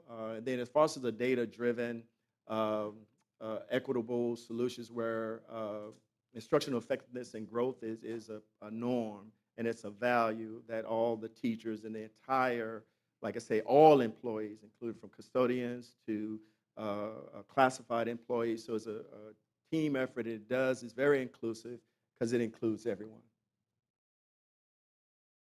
And so that I'll stop there, and for the questions. In the next, I'm presenting the ed form, which is also at Chisholm. One moment. It's There just we go. short, and because I didn't examine that, I just kind of, went through it. Is the reason the Chisholm one is more, is because it's bigger? Well, no, I think it has to do with the amount of money they have, Okay, honestly, okay, because gotcha. Chisholm has approximately $682,000 compared to Dozier has $211,000, and then Highland Gardens have $94,000. So it's within that. Also, too, I wanted to add as well, and thank you so Sure. much, Dr. King, but also, as we talk about building this out, as we talk about an incentive plan for all of our employees, I want to say that this actually gives us a great framework. We can actually start with this using designated turnaround funds. And Yes, of sir. course, again, this will be our foundation, this will be our framework, and we will actually use this, we will study this model so that we can actually build out a more comprehensive plan for all of our teachers. Yes, sir. Because again, we know, of course, that is something that we are looking to and something that we want to be able to implement. So thank you Yes, so sir. much. Thank you, Dr. Bird, for that. And it is, like I said, 100% funded by the Governor Ivey turnaround funds. Ms. Smith? And thank you all for your answers. I was listening to make sure my question wasn't answered, but I was curious, is there like a particular more stringent, I guess I would say, curriculum that the teachers will have to follow to kind of help with the turnaround? I was trying to picture what that would look like. I know what the assessment piece looks like, but I was just curious, what would it look like in the classroom, or is there something in particular they have to follow? No, when it I comes mean, to curriculum? really, they still have to follow the course of study frameworks that we actually share with the teachers. So they still follow that. Now, there may be some additional instructional materials they may use in the after-school program, or you will see a little later that ed form is a supplemental to kind of enhance it. But we do focus on the standard strategic teaching as the strategies that we want to focus on, and we really want the teachers to focus on Tier 1 instruction using the materials that we provide for them. And so, so it's not a different set of curriculum that we use in those schools. I also think, as well, is that what makes our turnaround schools so different is the amount of state support that they actually receive. And so thanks to turnaround funds, our schools are able to bring in more consultants. The State Department, they actually designate certain personnel to work with our schools. I think they actually provide professional development weekly. They actually meet with our teachers weekly. And so it's that enhanced support that they actually receive from the state. But to your point, the PD is, like Dr. Bird said, the professional development is different and enhanced as well. Yeah. Thank you both so much. Who sets the classified and certified amount? Do they set that, or do we set that? Or? The school We sets actually it. set it. Set it The based on the school budget. sets it? Yes, ma'am. It's a pilot. Say it again. It's a pilot. So yeah, I was listening. It's a pilot. So yeah, the school set it though. Okay. Ms. Clay? Isn't the amounts different because of student count being in the lowest 10% of school improvement, the turnaround piece? The number of children in each school is drawn down by student count. That's how those numbers have been, those amounts have been created. I will, let me take that question and get back with you on that. Corey, say it again. Yeah, this is remaining funds. These are the remaining funds that are there, but in terms of how the turnaround funds are Right, allocated, but you that's a have to question. calculate it by number of children, not just lump it to a school. How many children are at each school is how you calculate isn't this school improvement funds, turnaround funds? Yeah, state turnaround funds. Okay. Yeah. Okay, state gotcha. Just real quickly, those are, the turnaround funds are funds that were provided by Governor Kay Ivey. And so I'm pretty sure that the allocation that the schools receive are based on the enrollment amount. The amount that he mentioned are carryover funds from last year. We anticipated that this would be the last year that we would receive those funds, but we did learn in the closeout, last week, we learned in the closeout of the program that they will continue it for an additional year. Thank And I you. think That, that's that what answers my question about how the student count. And so to Dr. King's point, it's still based on the budgeted forms, and the budget, of course, is based on the number of students. Yeah, thank you for that. Thank you, Pam. Thank you. Thank you. All Thank you. minds and hearts are clear. Dr. King, will you share Chisholm School's Innovation Lab? Yes. So the next thing I would like to present is the Ed Farm partnership with Chisholm. All state designated turnaround schools are currently participating in a collaborative cohort designed to share strategies, resources, and innovative practices. And Ed Farms is one of those strategies that is shared in a cohort. So Chisholm proposes a partnership with Ed Farms to develop an innovative lab in the school's media center to support STEM, digital literacy, and career-connected learning. This lab would include coding, fabrication, media production, and collaborative learning spaces designed to increase student engagement and workforce readiness. And this will be in alignment with our educational technology. And so it's used as a lab. And so the amount, if you click on Ed Farm, the amount will be $150,000. We do have, we've had a partnership with Ed Farms.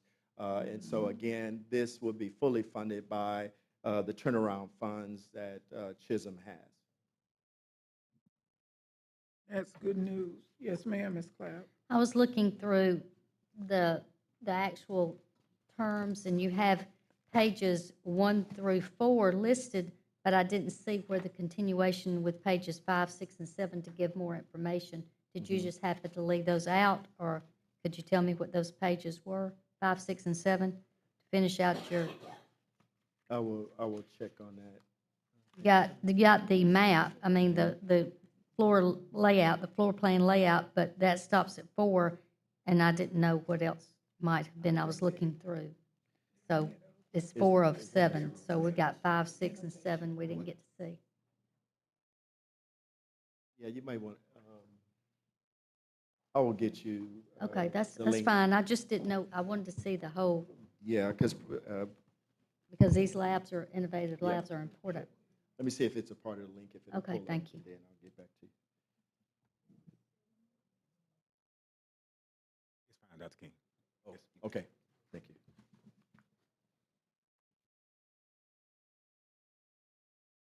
You can get them to me later. I just wanted to see the rest of it. Thank you. That's part of the plan. Oh, yeah. It's only the first 4 pages. That's the revised version. Yeah, it's only the first 4 pages. So it says There will be 4 of nothing else added to that, so it's Okay. the first 4. There were costs for additional services, but we're not going to use those services because we already have STEAM Okay, labs. thank you. So that's part of that. So we removed that from the proposal. Thank you for the clarity. You're Thank welcome. Okay, any other questions or observations? Thank you, Dr. King. Thank you. Dr. Ford will share with us the school counselor education specialist job description, followed by the retired school counselor facilitator job description. Dr. Ford? Good evening, Madam President, Vice President, and Dr. Byrd, and all of our distinguished board members. Yes, I have two job descriptions that need to be updated. The first one is the school counselor educator specialist position.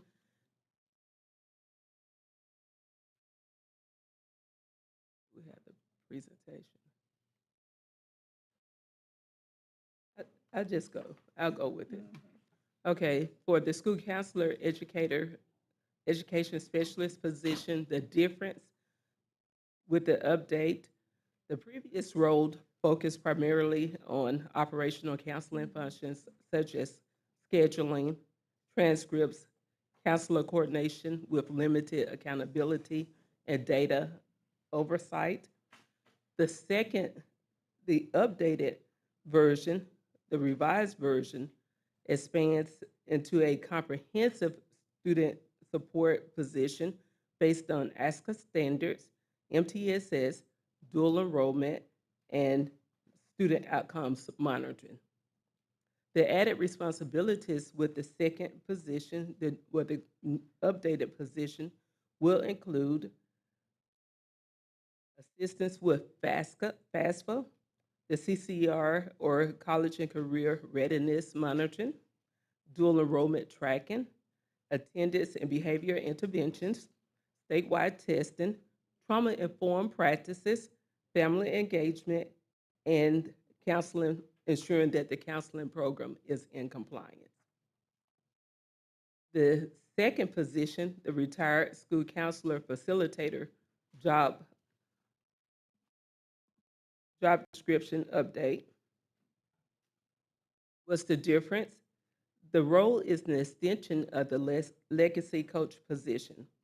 The role will utilize the expertise of a retired school counselor to coach and support counselors in program implementation and compliance.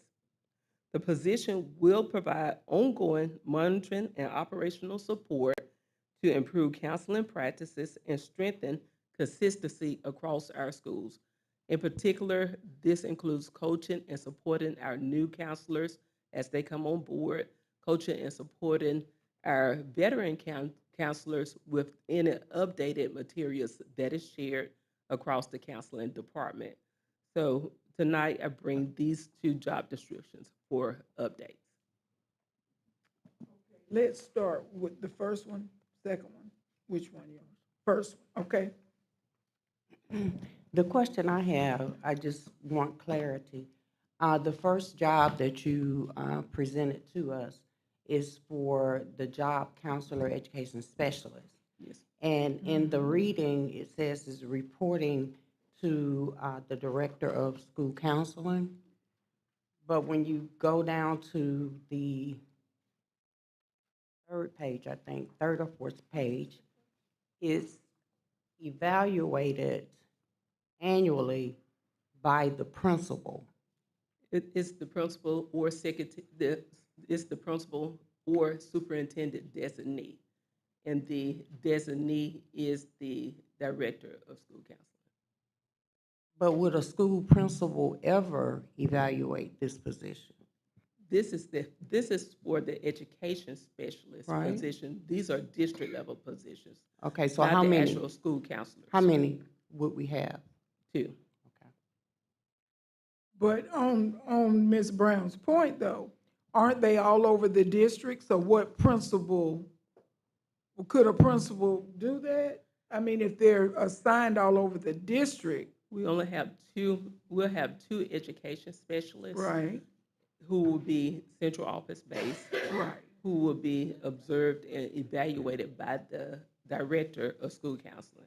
Okay, so then Ms. Brown is right. I would suggest then maybe you remove that principal. Okay. Because that's not going to happen.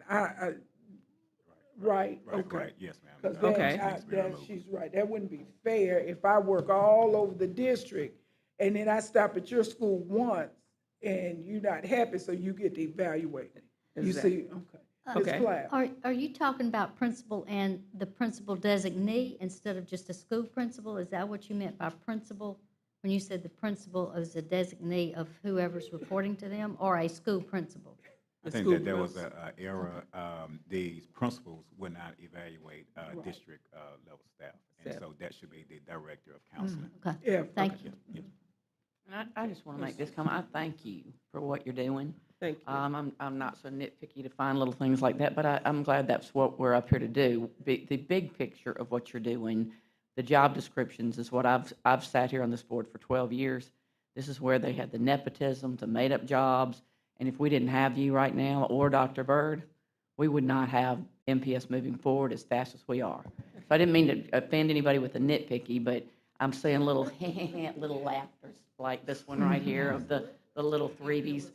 And that's okay. The laughing is 3Bs is inappropriate. Thank you. Highly. Thank you, It's the Dr. second time Key. we've done that, and I just wanted to call it out because I'm sick of it. Thank you, Okay. and Thank you. hold on. But it's not nitpicking. It should never be viewed at that.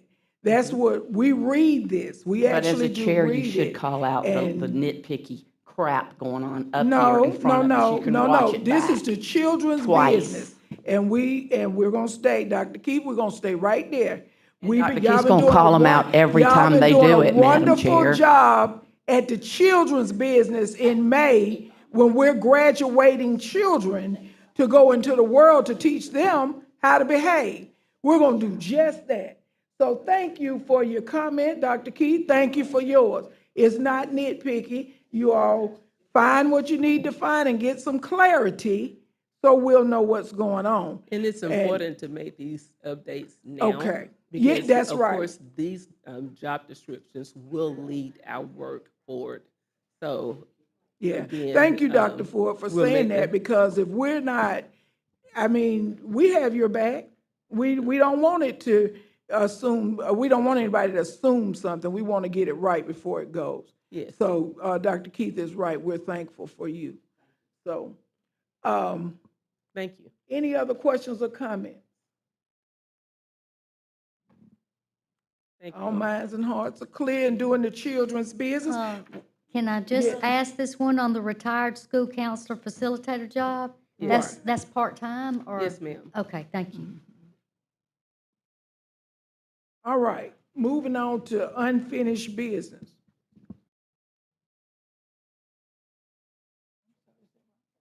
Okay, unfinished business. You took care of your unfinished business. Last time, Dr. Coleman, did you have anything for unfinished business? I'm sorry, I can't remember. It was new business. It's new business, okay. Any other unfinished business? I didn't put anything in, but I have questions because information has come after our time to put any information in. So I would just ask, have we passed the deadline, and could we get an update for the enrollment in the academy at Park Crossing and the online enrollment? Because if I remember correctly, those deadlines have passed, and do we have? Yes, ma'am. The deadline, the first deadline was actually May the 8th. We actually extended the deadline to next week as we actually meet with our 8th graders to actually to have more one-on-one sessions with them. So we actually extended that deadline, but I will get you the number count on tomorrow and also the new deadline date for that. Yes, ma'am. Thank you. Yes, ma'am. And the second item I know that we have been receiving emails on a gala that would be provided on June 4th. Could we receive a fund source for that gala? Yes, ma'am. So what we're going to do is that we're going to host our first ever what we call Academy Awards, but it's going to also serve along with our Serve initiative. And so for those employees that actually go above and beyond the call of duty, but we're also going to include our Teachers of the Year, our staff members of the year, and so we're going to make it just a grand event. I mean, so we want you all to prepare and get your gowns all ready because it's going to be MPS's Academy Awards. But we're also thankful that we have also received a lot of responses from some of our vendors, and they have agreed to sponsor the event for us.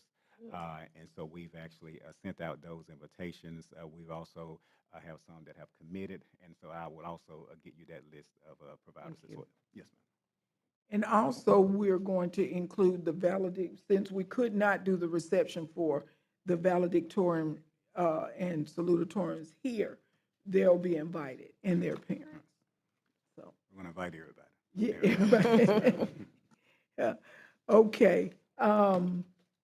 Let's just celebrate. Yes. On the other the only unfinished business I have is, and I forgot, I feel bad for it, but Dr. Byrd has been with Montgomery Public Schools for a whole year. And it just quietly slid by, and I did not realize it. That this time last year, he was thrown in the midst of things, and we were graduating children that he probably didn't know and families he didn't know. Well, this year he has been around. He's seen them, he's hugged them, he's shaking hands, and he will sit in, Ms. Brown is leaving, in case you, but he gets to sit at graduation now, having seen these children walk the halls, now having made a council of these students. Dr. Byrd, I did not intend for it to go by quietly, but you've planned a gala, so I guess we'll celebrate you there, because I forgot all about it. But we thank you. You know, we're head and tails above where we were, and you've kept your head down. You've kept these children in mind, and we could not ask for more than that. I prayed for it, and I'm so thankful for it. I'm thankful for your team that no matter how difficult it did, they did like the children. They kept their head down, and they worked it out. So we say thank you. Thank you all so much. All right. All right, our next order of business is new business. Any new business, Dr. Coleman? Yes, thank you, Madam Chair. I do bring an item to us, although we have talked about portions of it before, and Madam President, you know, that's why she asked me about the unfinished. But what I'd like for us to do as a board is have a conversation about green and healthy schools. Even though one piece of this has to do with the transportation, electrification of our buses, we have other aspects that we need to consider when it comes down to our buildings and our learning spaces where air quality and other items of concern affect how our students learn, where they learn, and basically the total environment, especially the air that they breathe. So yes, I am concerned about electrification of buses, but there are other facility items that I would like for us to consider. So tonight, as a board, I'm asking my colleagues to consider 4 areas of concern and for you to just engage with us in conversation. It does not all have to happen tonight. I want each of us to consider making certain that we talk about and let our leadership know what we are looking for or expect in air quality, emissions profiles of our fleets, sustainability and safety protocols around our building, and total wellness of our environment. Do understand that there are resources available to us, governmental EPA programs, clean bus initiatives, and funding that exist to help us out. I'm not asking us to go into our resources to get this done.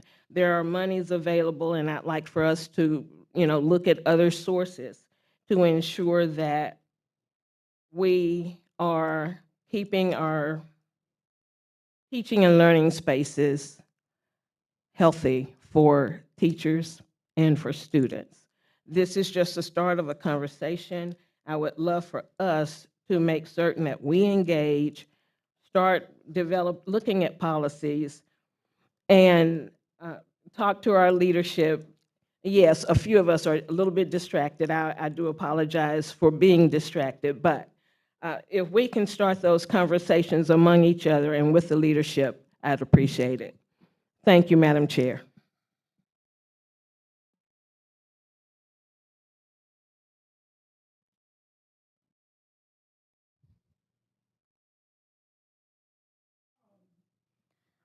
Totally baffled by the whole thing, to be honest with you. It sounded real negative, and I'd love to know specifics.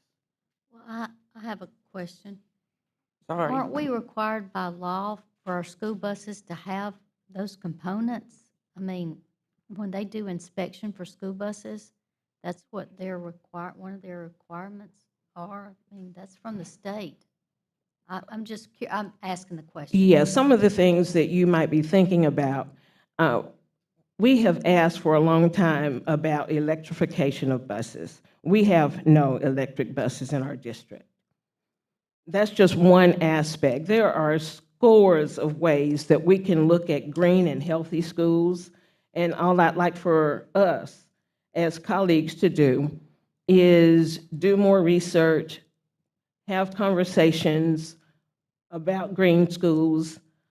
But how is that We an don't unsafe need to be. environment? How is that, I'm not, the way you brought it across, it sounded like we are creating this filthy environment and an unsafe environment. And, you know, that does cost money, so I guess the way you put it out there, maybe it's just your mood today, I'm not sure. Dr. Coleman, we recognize that that's a passion of yours, and I thank you for signing up to bring that to us. That sounds like an excellent agenda item for the retreat. So can we discuss that since we'll all be together? And then I think everybody will have an understanding of what you're talking about, just as a safe environment. Absolutely. And Madam Chair, none of us should make any conversation we have at this table personal. And I've had a conversation with a couple of you. Almost any time I speak, it is looked at as being negative. This was not negative. Green schools are all over the nation. These initiatives recognize that when we look for students to be healthier, to stay in school, improve attendance, that we check all kinds of things, and air quality is significant. We have had conversations with others, with advisors and possible partners who could help us improve our green schools. And I've had conversations with the superintendent. And he has even said that he's looking into green schools initiatives. So this is not a new conversation. It's not a negative conversation. I am supportive of Montgomery Public Schools. I want Montgomery Public Schools to be the best that it can be. I am never critical of my district in public. To be honest, I'm never critical of my district. I don't think anyone can say that I have ever said or done anything to demean or diminish our public perception. Never. I will always do things to uplift this district. I appreciate your comments, Madam President, and I thank you for your time. Thank you. I'm sorry, And Dr. Coleman, I thought you were talking about but, buses. I'm sorry, I Dr. thought you were talking about buses. I Coleman, apologize. that explanation, while I thank you for it, that's not needed. Everybody says what they like to say, and if it's about the student's business, then we'll take care of it. And I caution you that respect is easy to give to one another. And there used to be a time where you couldn't even watch these board meetings. That's not the time. We have visitors in the house. We don't ever want people to come in our house and we're displaying conduct that's not conducive to the children's business. So I thank you, ladies, for your professionalism. I thank you for the love you've shown each of these items, and let your passion be your passion. That's what we do, and that's why we're all over the city, because we're interested in different things, and all of it is important. Ms. Smith, would you share your new business item, please? Well, it's just an extension of what Dr. Coleman was talking about. We have a committee for the maintenance and operation, and so if you would like to, we'll invite you just to kind of share a little bit. I mean, you can or not, But that's some of the things that we were talking about, so if you just would like to share it then, or wait until June when we have the retreat. It's just an open invitation. You choose. Absolutely. Thank you. Excellent collaboration. All right, one more item, if anyone else have new business. One more item is family engagement. We are really, we've been waiting on some things, trying to figure out some things, but we have got to get started, and June is a good time. We're going to, I've talked with the superintendent, we're going to have a date at, it'll be hosted at Bellinger Hills. We're going to have a resource roundup. If there is a resource that can help us in any form or fashion that our parents should know about, we're going to invite them to that roundup. And it's going to be a roundup. We're going to let Dr. Byrd and Dr. King and a few other gentlemen cook some hot dogs and hamburgers. And you know, Ms. Watkins not going to let us get anything but hot dogs and hamburgers. If you want steak, bring your own. But we're going to invite the community out and see what it is that they can offer us. We're going to tell them what we can offer them, and we're going to be intentional, as we are intentional about finding help to get our children in school. We're going to be intentional about getting our parents on board. Okay, so if you know someone in your district, and I want all of you to help, if you would all help us, and I'll give you more details and send you an email, and so we can all gather together and put on a good roundup, and then we can go from there. All right. Any other comments or questions, new business, unfinished business? All minds and hearts are clear? Our next meeting is June 9th, 2026 at 5:00 p.m., same place. Immediately following our regular board meeting will be our work session. This meeting is now adjourned. Travel safely. Woo.